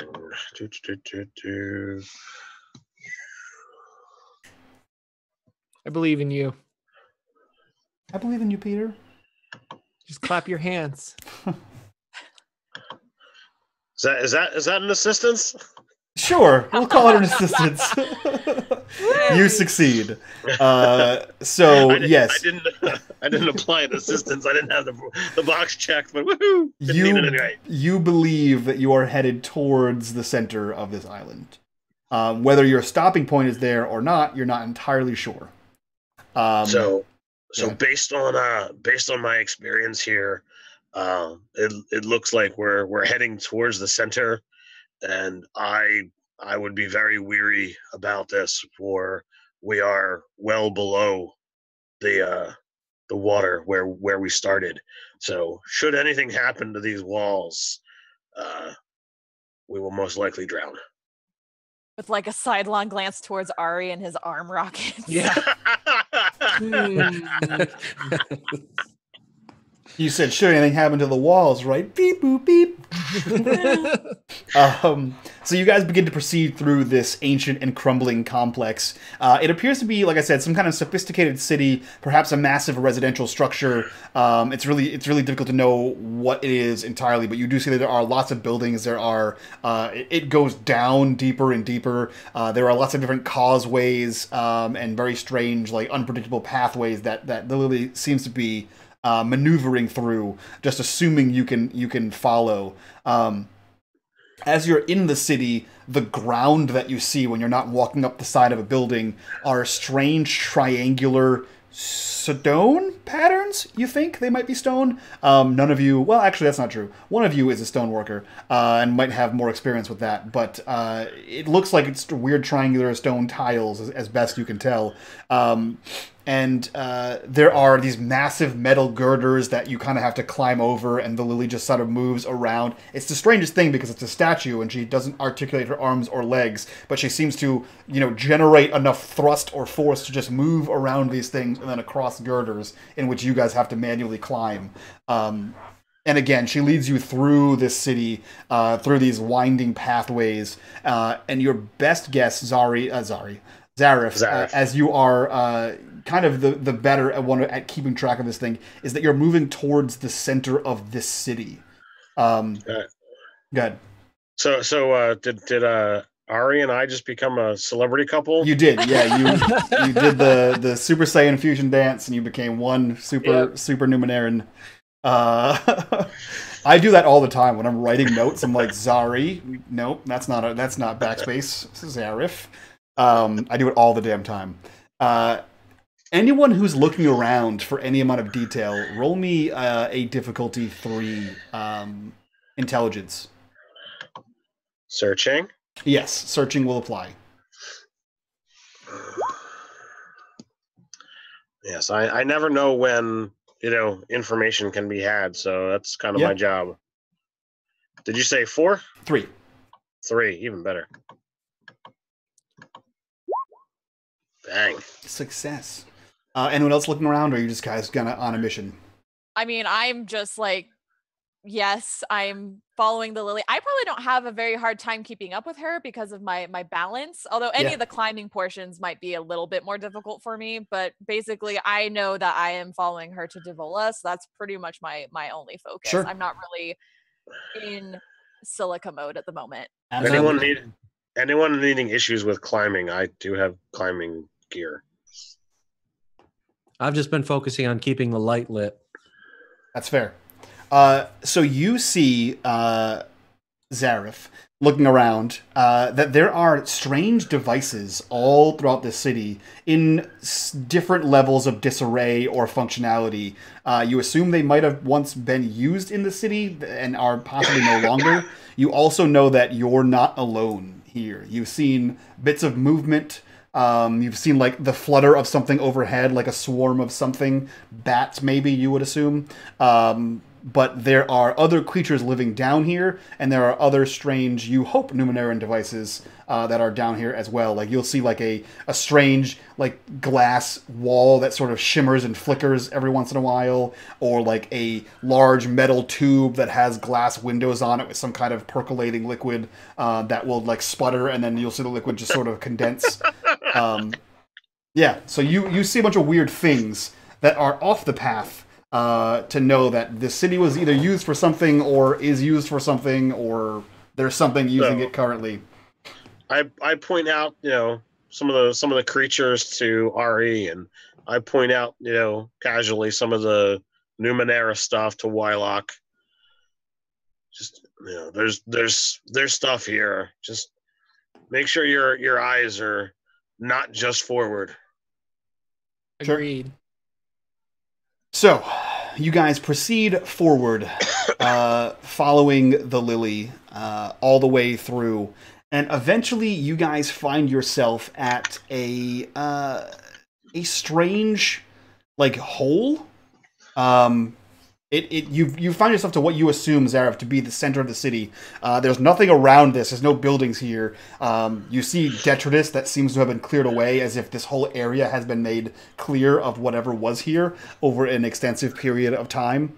And you see that there is like a strange hole that seems to be punched through metal. Because the ground here, all the stone, or the triangular stone, is brushed away here as well. And there's another hole that leads deeper down.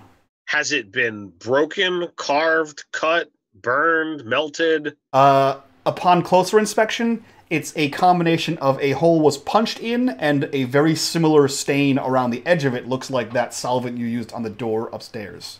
So some kind of corrosion. So corrosion and physical force. Mm-hmm. Or force.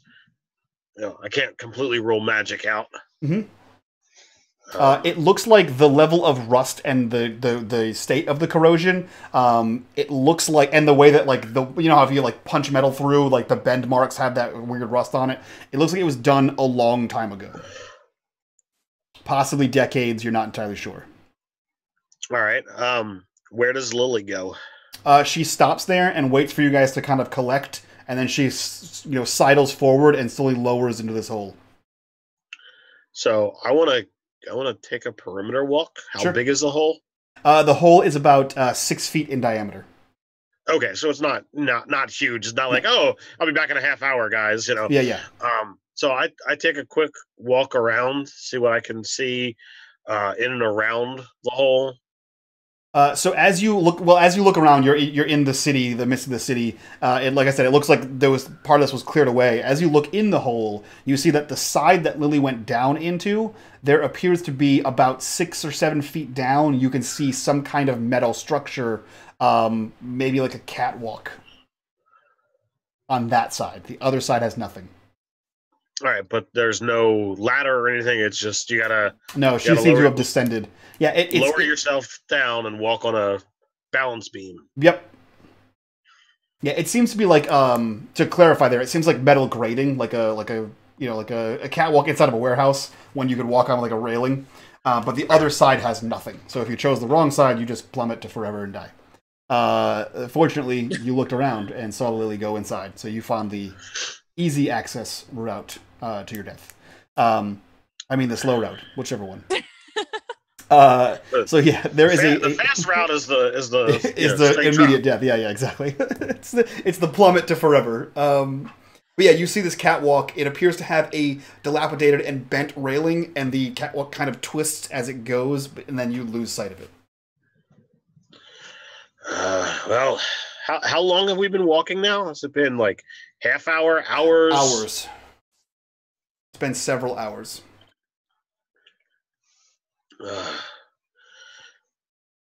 Do we know how much further, Silica? I don't even acknowledge him. I follow the lily without any hesitation. Sure. Okay. And I just drop that 6 foot drop because I feel like I can take that. Yep. And you superhero pose at the end. Yeah. It's all badass. That 3-point landing. Yeah. I do that. For sure. Yeah. Yep. And then as you rise up, as you do the cool the superhero look up, you see the lilies right there in front of you, about 10 feet away on this catwalk. And you see it looks like someone took a catwalk and just went so it kind of bends and you have to hold on to the railing and sort of get yourself through parts of it. She's still going. She's not waiting for us. She seems to have slowed on the other side of the twisted part, but as soon as she sees you drop and look up, she begins to move. Okay. Who's next? I'm be next. moving. And instead of dropping like a superhero, I'm like 6'3" or something. Yeah. So I'm gonna like hold onto the edge and like slide down and then drop the like couple of inches at the bottom. But are you like the kid who's drowning in 2 feet of water where he's panicking? Yeah. So you get to like that, and there's just the 2 inches left you have to drop. You're like, no. Oh, okay, I'm fine. If you're 6 foot, if you're 6 foot tall, your arms actually reach out a foot or two above, so you should be fine. Yep. Yeah, so you easily lower yourself down. The point is, I look silly. Yeah. Okay. So you easily lower yourself down, and you two see Silica and the Lily kind of across this beam or this catwalk. And as soon as you also descend, you see her that she's moving away. Who is next? Wyloch, do you require assistance? I step up and I kind of start freaking out because what I'm seeing in front of me really reminds me of my experience in the tower, where I looked down into a circular abyss, and it was and plus, besides that, something I never mentioned, a little about me, I get terrible vertigo. So I start freaking out a little bit, and I say, yep, and I grasp your shoulder, and I'm going to need some help being lowered down. All right. So I pull out rope, and I'll quick, tie off lasso for him, and I'll help lower him down. Nice safe. Okay, I feel much better with the safety net, as it were, around me. All right, so I kind of lower myself down real slowly as well, tweaking. But as soon as I touch down, I run into the lateral portion of the tunnel. And you feel the rope yank. I had a player who was terrified of spiders, and he just didn't tell me that. And we had encounters upon encounters of spiders, and it wasn't until one crawled down and I disgustingly described it latching onto his back that he was like, I don't like this. And I'm like watching him on camera freak out, and I'm like, my description wasn't that good. No, he's just deathly afraid of spiders. And I was like, we've been fighting spiders for 3 days. Why didn't you tell me that? He's like, I didn't know. And I was like, what do you mean? You're in a spider forest. You're to be scared of imaginary spiders. Yeah. I was like, you've been fighting him for 3 days. At what point in the massive spider forest do you tell me you're terrified of spiders? So I stop attacking you with them, which I won't do. So you descend, and Zariff or Zari, to which one of you descends? How do you get down, Zariff? So it's 6 foot.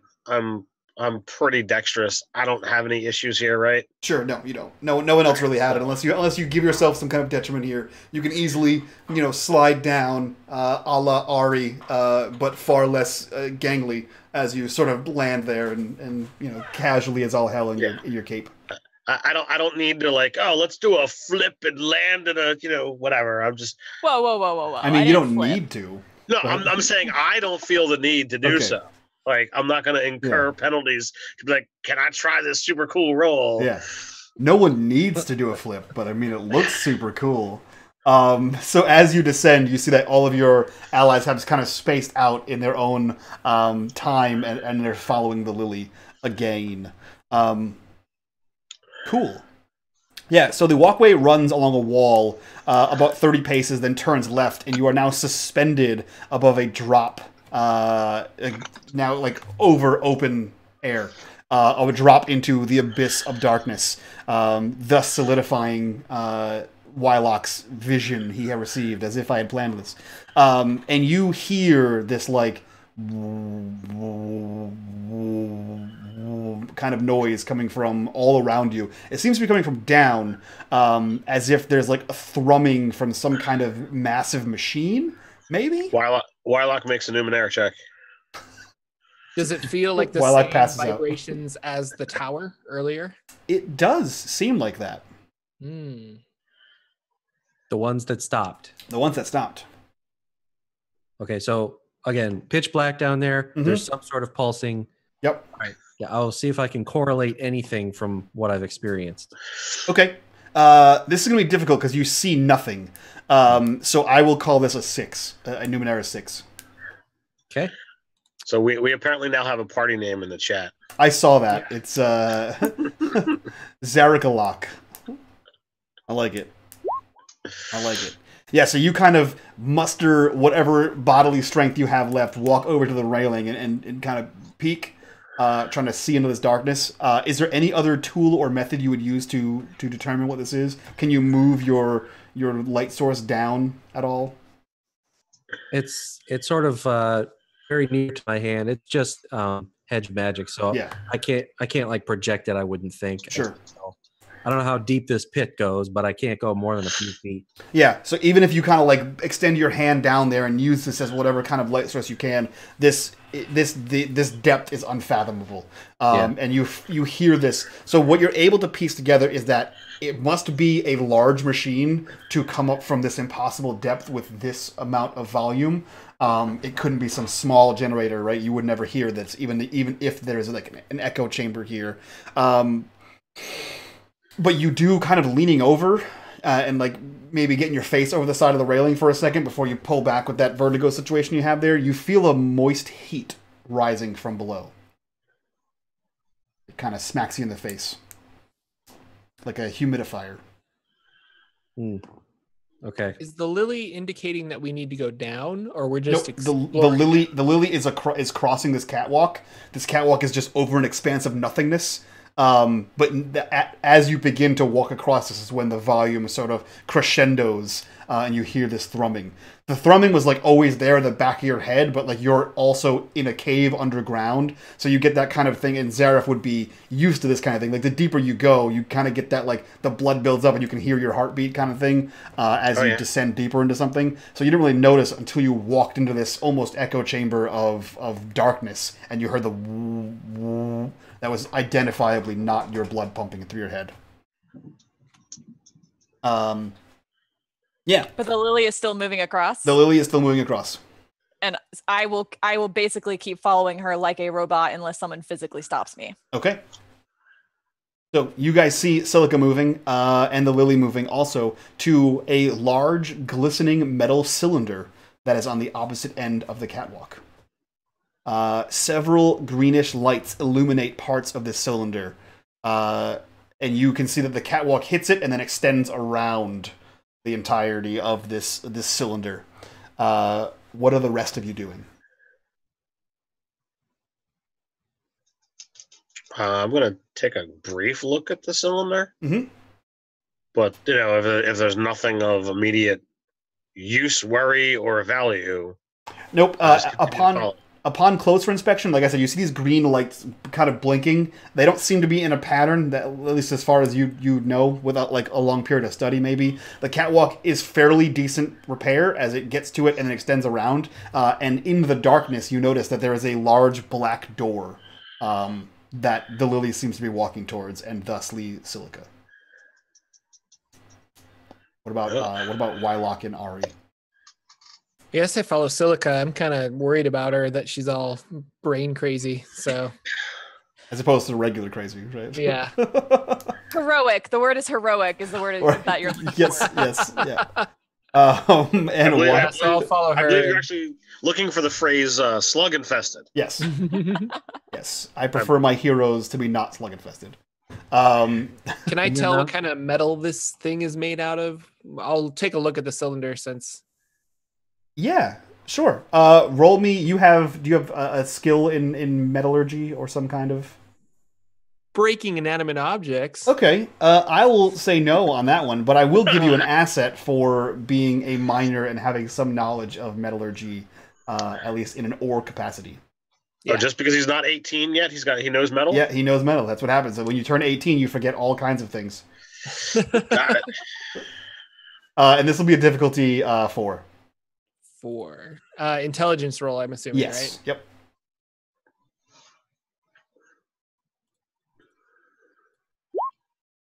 This isn't metal at all. This is some kind of synth. You're not sure who, but let's call it man-made synthetic material to resemble metal. As you kind of go up to it and touch it, it's like the Earth today equivalent of like Teflon. You touch it and it's slick. And it has that like very strange, rugged but smooth feel to it. Does it have seams? It doesn't have seams. It seems to be one just tube. And there's a door in it. There is a door in it. Yep. Okay. And as you get up to it, you see that the lily stops and the door opens sideways, and she passes through. And before anyone else can do something, Wyloch, you were messing with your camera. What are you doing?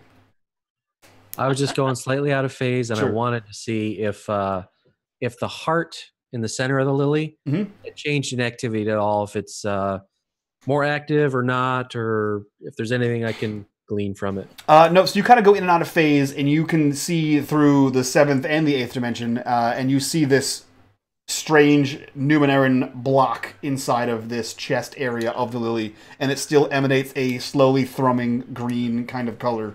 But other than that, it doesn't do anything. It's not beating faster or moving around or agitated in any way. It just seems as calm and collected as it has always been. Okay. Do you, the remaining two, Zariff and Wyloch, do you proceed towards the door? Absolutely. Oh yeah, I've been following. Yep. Awesome. So the moment you guys pass through this door, you are doused in a fine mist, which I'm sure is not bad at all. You're doused in a fine mist as you are led further into this this chamber. It is another dark. Go ahead. In what direction does the mist come from? Is it straight on or from above? It's above and the sides. Well, then I'm completely dry. Really? Oh, you're wrapped up your burrito in that cloak. I'm in my cloak, and my cloak is waterproof. Okay. Okay. You know, throw I a love monkey when wrench. wrenches get Right. thrown. Yeah. That's good stuff. Was that the blue fire back in episode 1? Yeah. Yeah. Oh, okay. Yeah. The best part is like it's not a monkey wrench.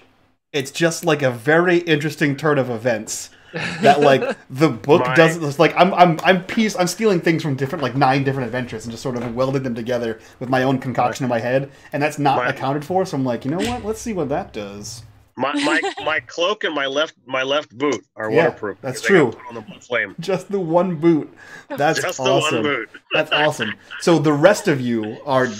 It's not like so much doused. Like you ever go to like any amusement park and you walk through those mister fans.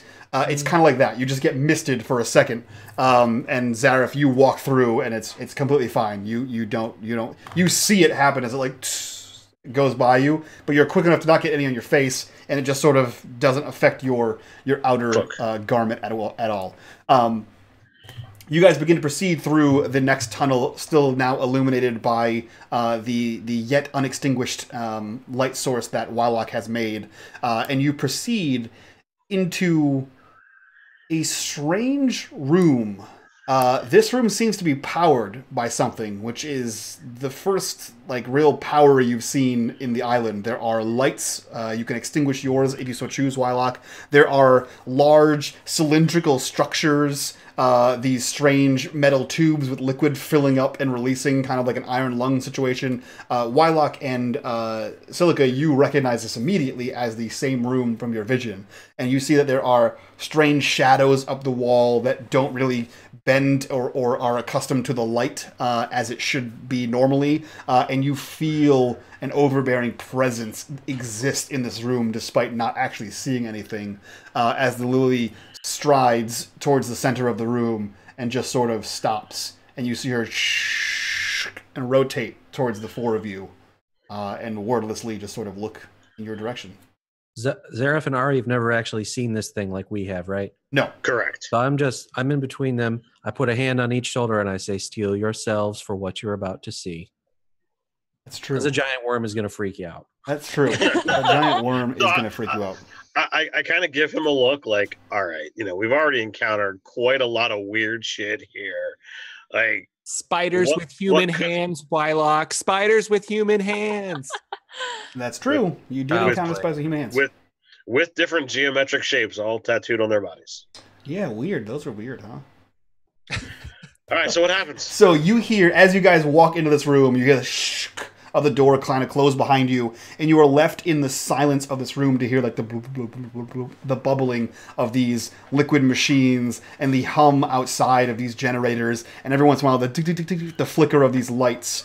And Silica and Wyloch, you hear a familiar noise, but this is new and foreign to both Arri and Zariff, or Zari, as we'll now be calling them. You hear this. You have come. And you So hear is this just come out from audible the or mental? This is audible. And you hear this coming out from the shadows. So I'm trained in listening, so I'm Mhm. trying to get a beat on where this is coming from. So I'm going to give you this one. This one is coming from... So you hear the voice is coming from in front of you, but you hear something else, and you hear it all around you. You hear this, like, sliding movement all around you from every direction. And if you kind of quickly look around, you actually see that there is a massive purple something blocking the doorway that you just walked in on, and it's slowly moving as if like coiling or uncoiling, and you hear, "Step forward, child." And I do. And then out of the nasty shadows and this weird slippery noise, you see this monstrosity break through and appear before you, as all of the tendrils and tentacles sort of weave around, forming almost a lion's mane around this worm creature, and you hear, "Have you come to defeat the insidious choir?" So as it comes fully into view, Mhm. like this is the first time we've ever encountered anything massive. I'm gonna surmise that the purple thing behind us is probably attached to this thing, and we're now surrounded. Mhm. So I don't know what exclamations there are in the ninth world, but the equivalent F-bomb is dropped Yeah. Mhm. as I take just like a single step backward at getting the full visage of this thing. Yeah. If you had to guess, if you had to throw a number out there, you would say that this thing is probably like 70 plus feet long. And it's thick. This is a massive thing, and it towers above you. Like I said, these tendrils that stick out of it are a good 10 to 15 feet long, just sort of weaving around of their own volition, like a Medusa. And upon further inspection, you can see that they all end in biomechanical something. Some of them are like injection points, some of them are like shears. They all seem to be like, your equivalent now would be like laboratory equipment. There's like pincers, there's tweezers, there's these like cutting implements, there's syringe implements, and there's just a vast array of these things just sort of constantly moving around. Well, so I'll revert back to my earlier statement of, insert expletive, and I don't take more than just the 1 foot stepping back. I still am locked on, my eyes on this thing.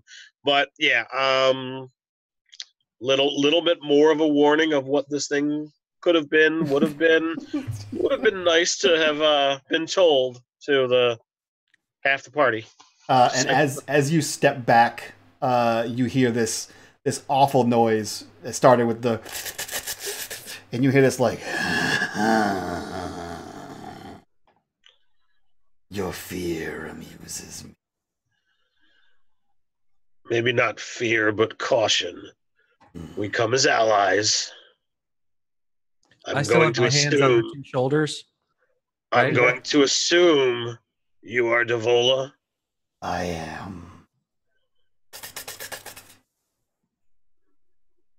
Then I repeat, we come as allies. We have a common cause here. We come seeking information. And we come in hopes that we can end the threat to you and to our peoples at the same time. The choir. What information can you tell us in regards to the choir?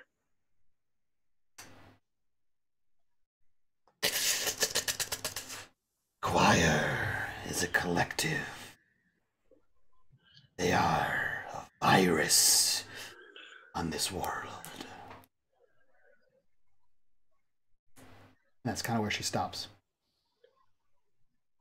So is that all the information you have? You come seeking information, but have not pledged yourself to the destruction of the choir. Well, according to Wyloch and your servant Silica here, We are told that the choir is behind the storms that exist outside this island. If this indeed is accurate, then I cannot speak for the other three, but our mission is to find the course of the storm, the cause of the storm, and to put it to an end. And if this choir is that, then that it shall be. At this point, Choir extends everywhere, the island and beyond. so at this point, I've still had my hands on both of them. I've never stopped looking forward. Mhm. I'm sensing maybe a breach of etiquette or something like that. So I sort of interject and say, we three are but disciples of her, your greatest scion. Look. And then I point towards her back. Is this not proof that we've come to destroy the choir?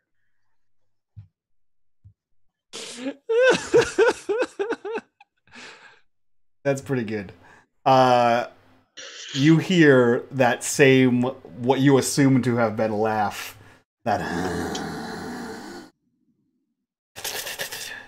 I would sooner make her food for the clutch than have her be worshipped. I am happy to comply. Right, she's just a bodyguard, isn't she? She's not. Yeah. Yep. I mean, inside Silica is like, yes, worship me. But like, I know better than to say that in front of Ebola, so I don't.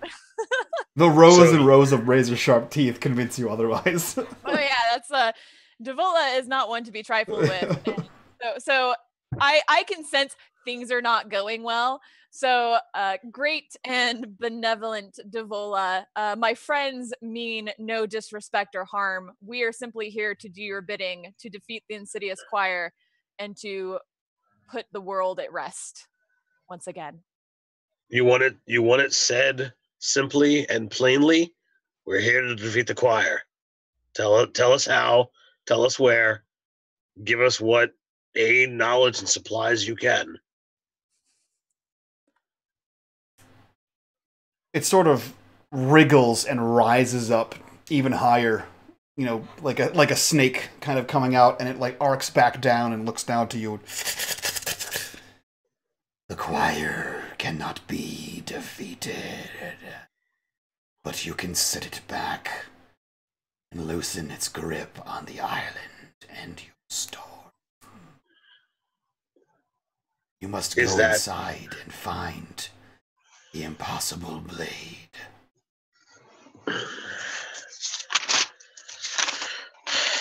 Notes furiously begin being taken. Arri is petrified at this point. Like a little bit of pee came out. Like he's never seen anything like this before in his entire life. And he says hesitantly, but he's curious enough, is this island your home? I have chosen it as such, yes. All right, so you this said island home to the insidious choir. The insidious choir is everywhere. The insidious choir is everywhere. It is interested in nothing less than complete control of everything it finds. It is not native here. So you said, or you ask, you say that we must loosen its hold here. How might we go about doing such? Deep inside the island is the impossible blade. You will know it when you find it. It can release the grasp of the choir on the island to quell your storm. I'm nodding. I'm like, yes, let's do this. I was like, we're ready. Let's go do what Devola says. Hell yeah, impossible blade, done. Yes.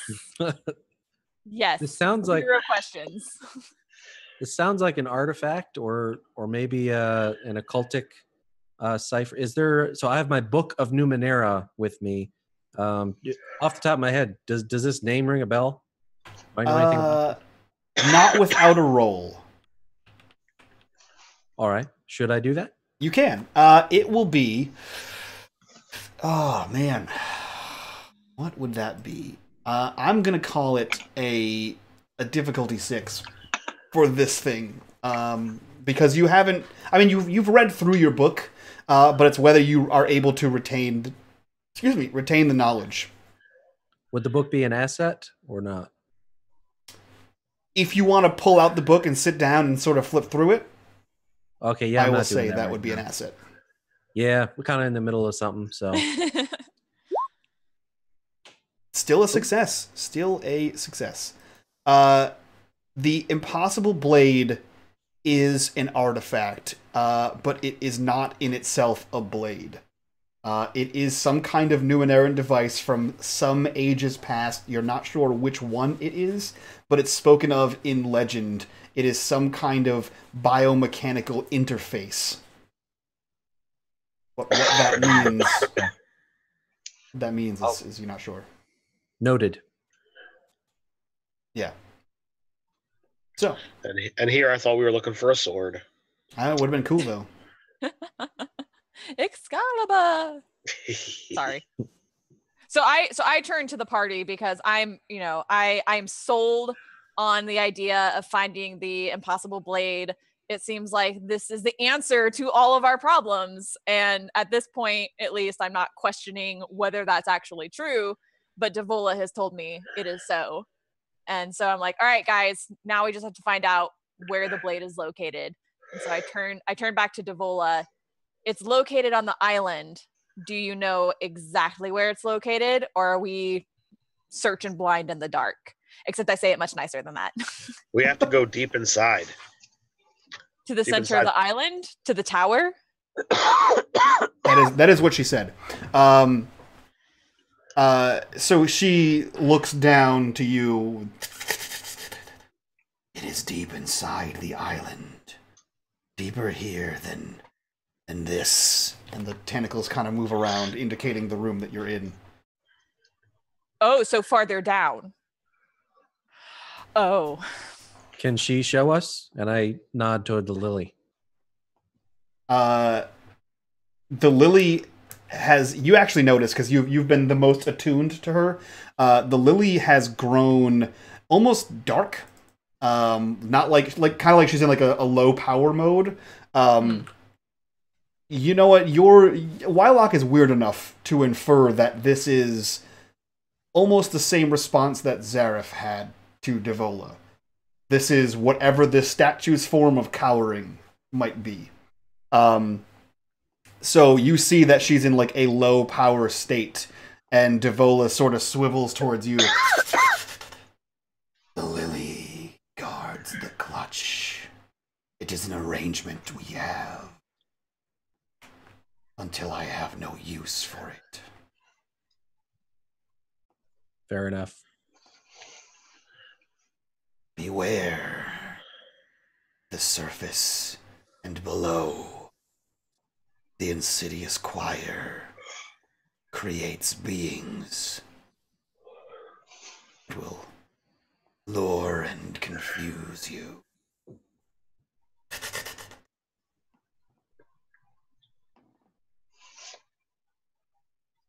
I don't want to push my luck any further. Why not? She seems fun. Because she said she would make me food. She did say she would eat you. That registered. Yeah, she did say she would make you food for her babies. Fair trade, Serpent. We solve this for you, and you remove your appendage from our friend.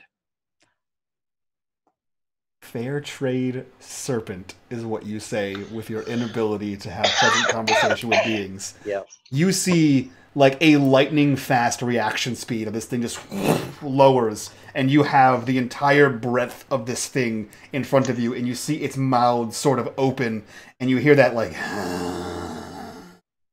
noise again, and you feel all of the tentacles have sort of surrounded you, and all of you can watch on in horror as they sort of surround him. You see like the syringes pull back and the pincers kind of maneuver, and you hear that same sort of, you should be more careful. The choir has already touched you. And one of the tentacles kind of wriggles down and touches the gem in the center of your head. The choir has obtained a device on the island that it can project and communicate with its disciples. One like you. I've had no such communications. That you remember.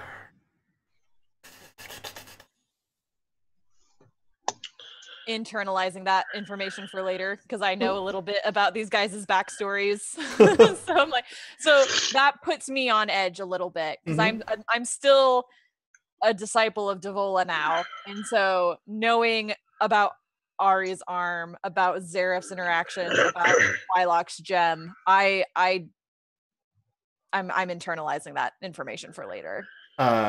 It sort of relaxes and coils back, and it does that. Only one amongst you is clean.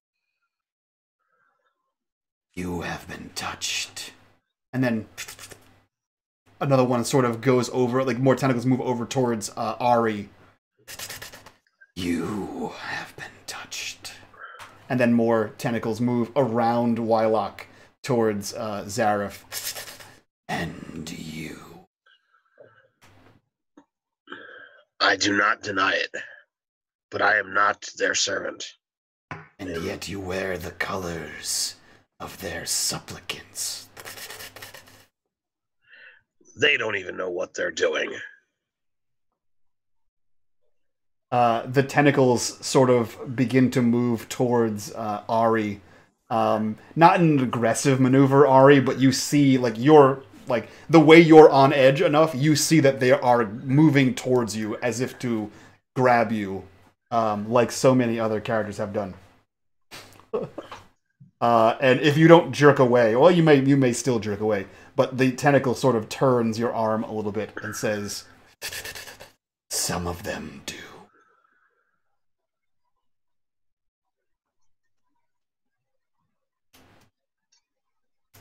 I'm not following the statement pattern. You said they don't know what they're doing, the ones upstairs. And then she pulled Ari's arm to expose the symbol.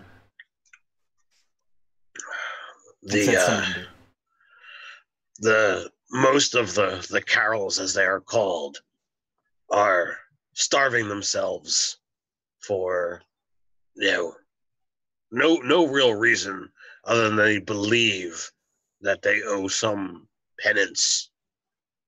Still, hogwash, if you ask me.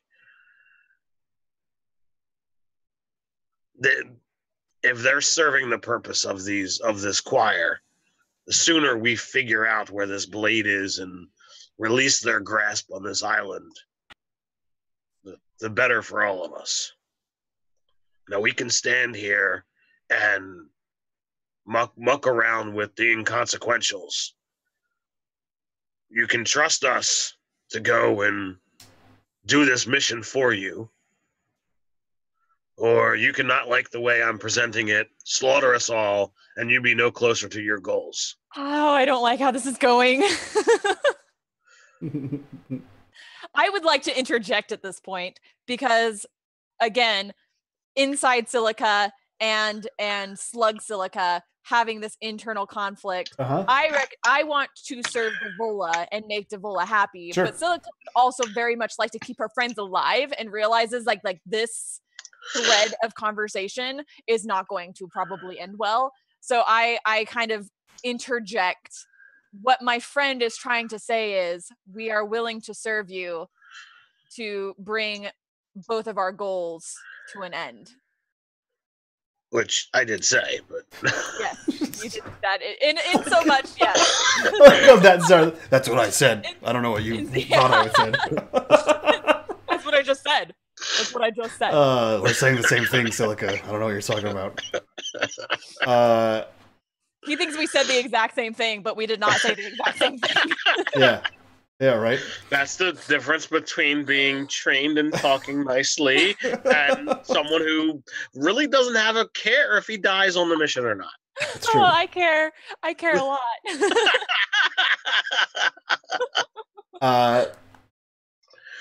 She sort of coils back, and like you see like part of her body kind of spin up, and the head portion is almost like resting on this thing. And you see like the tentacles and the tendrils sort of relax, and those things that had opened kind of close. And you hear this. If you are lucky, I'll do both. Okay. For now, we remain tenuous allies. But if the choir doesn't kill you, it will be a stroke of luck that I don't. I am happy with this outcome. I feel like this is probably the best outcome we could have hoped for. Yeah. It lunges forward again towards Wyloch, and you feel the oppressively hot breath coming out of it. And if you find the Garelon in the depths under the sea, I can remove Guardian. And you see it turn its giant head towards Silica. Yep, one more thing to add to the mission list. I know, right? What was that? The Gurlon? The Garelon. I'll send you the what it's called. In the depths under the sea, which, we're already in the depths under the sea Yeah, as far you'll as be I'm fine. concerned. But I try not to appear too excited about the fact that I might someday be separated from my slug friend. I don't know.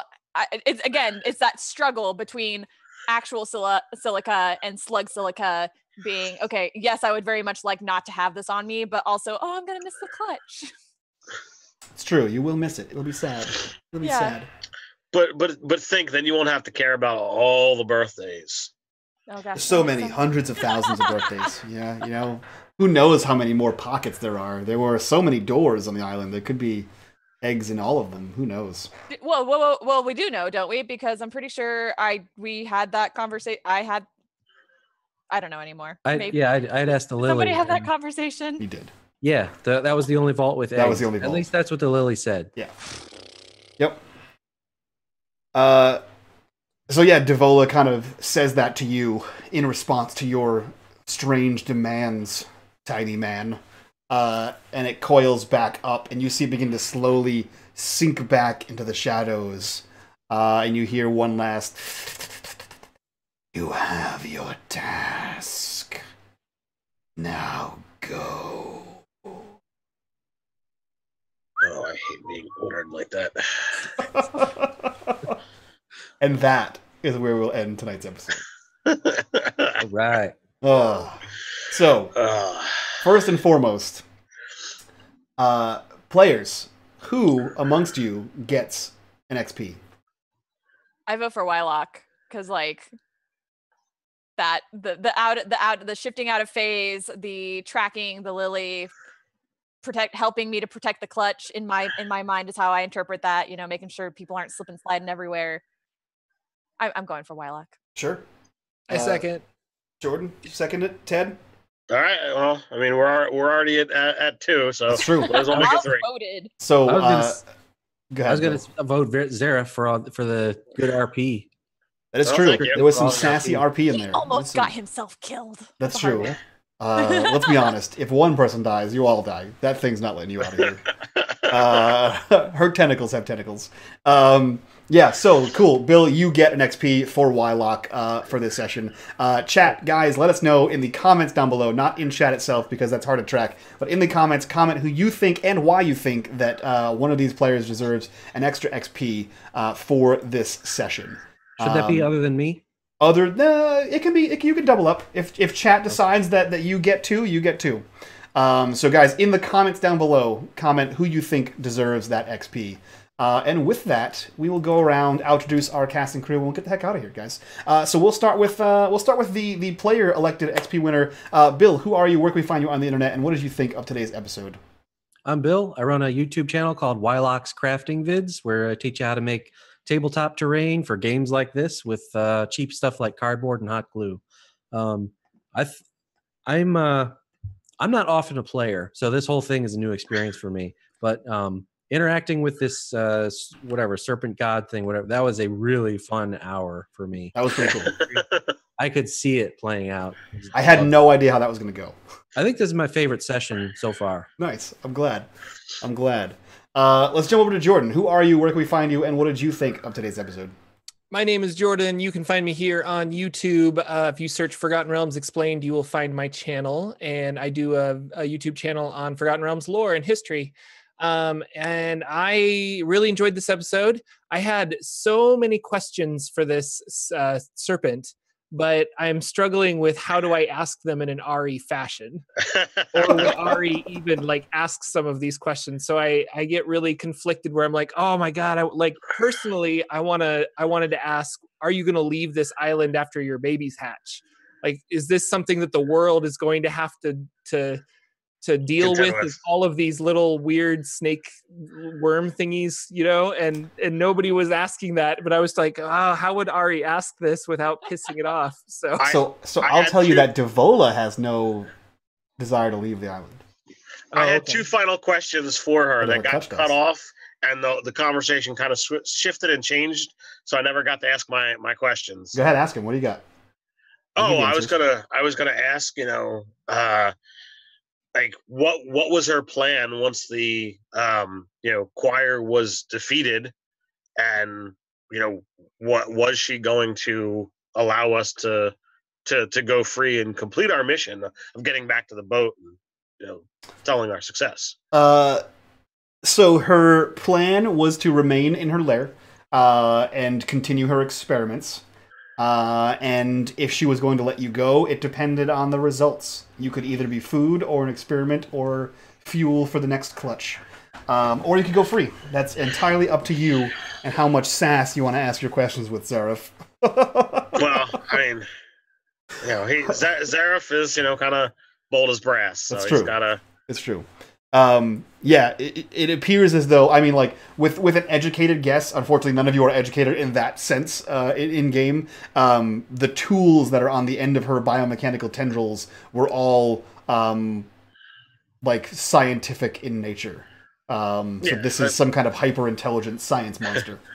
We as players, I think, caught on to that. Yeah. Just the characters might not be completely understanding. Which is why I didn't call for any specific roles for that, because none of you have backgrounds that would fit that knowledge. But yeah, her intent is to stay exactly where she is. The choir is an inconvenience to her right now, because they're fucking things up on the island.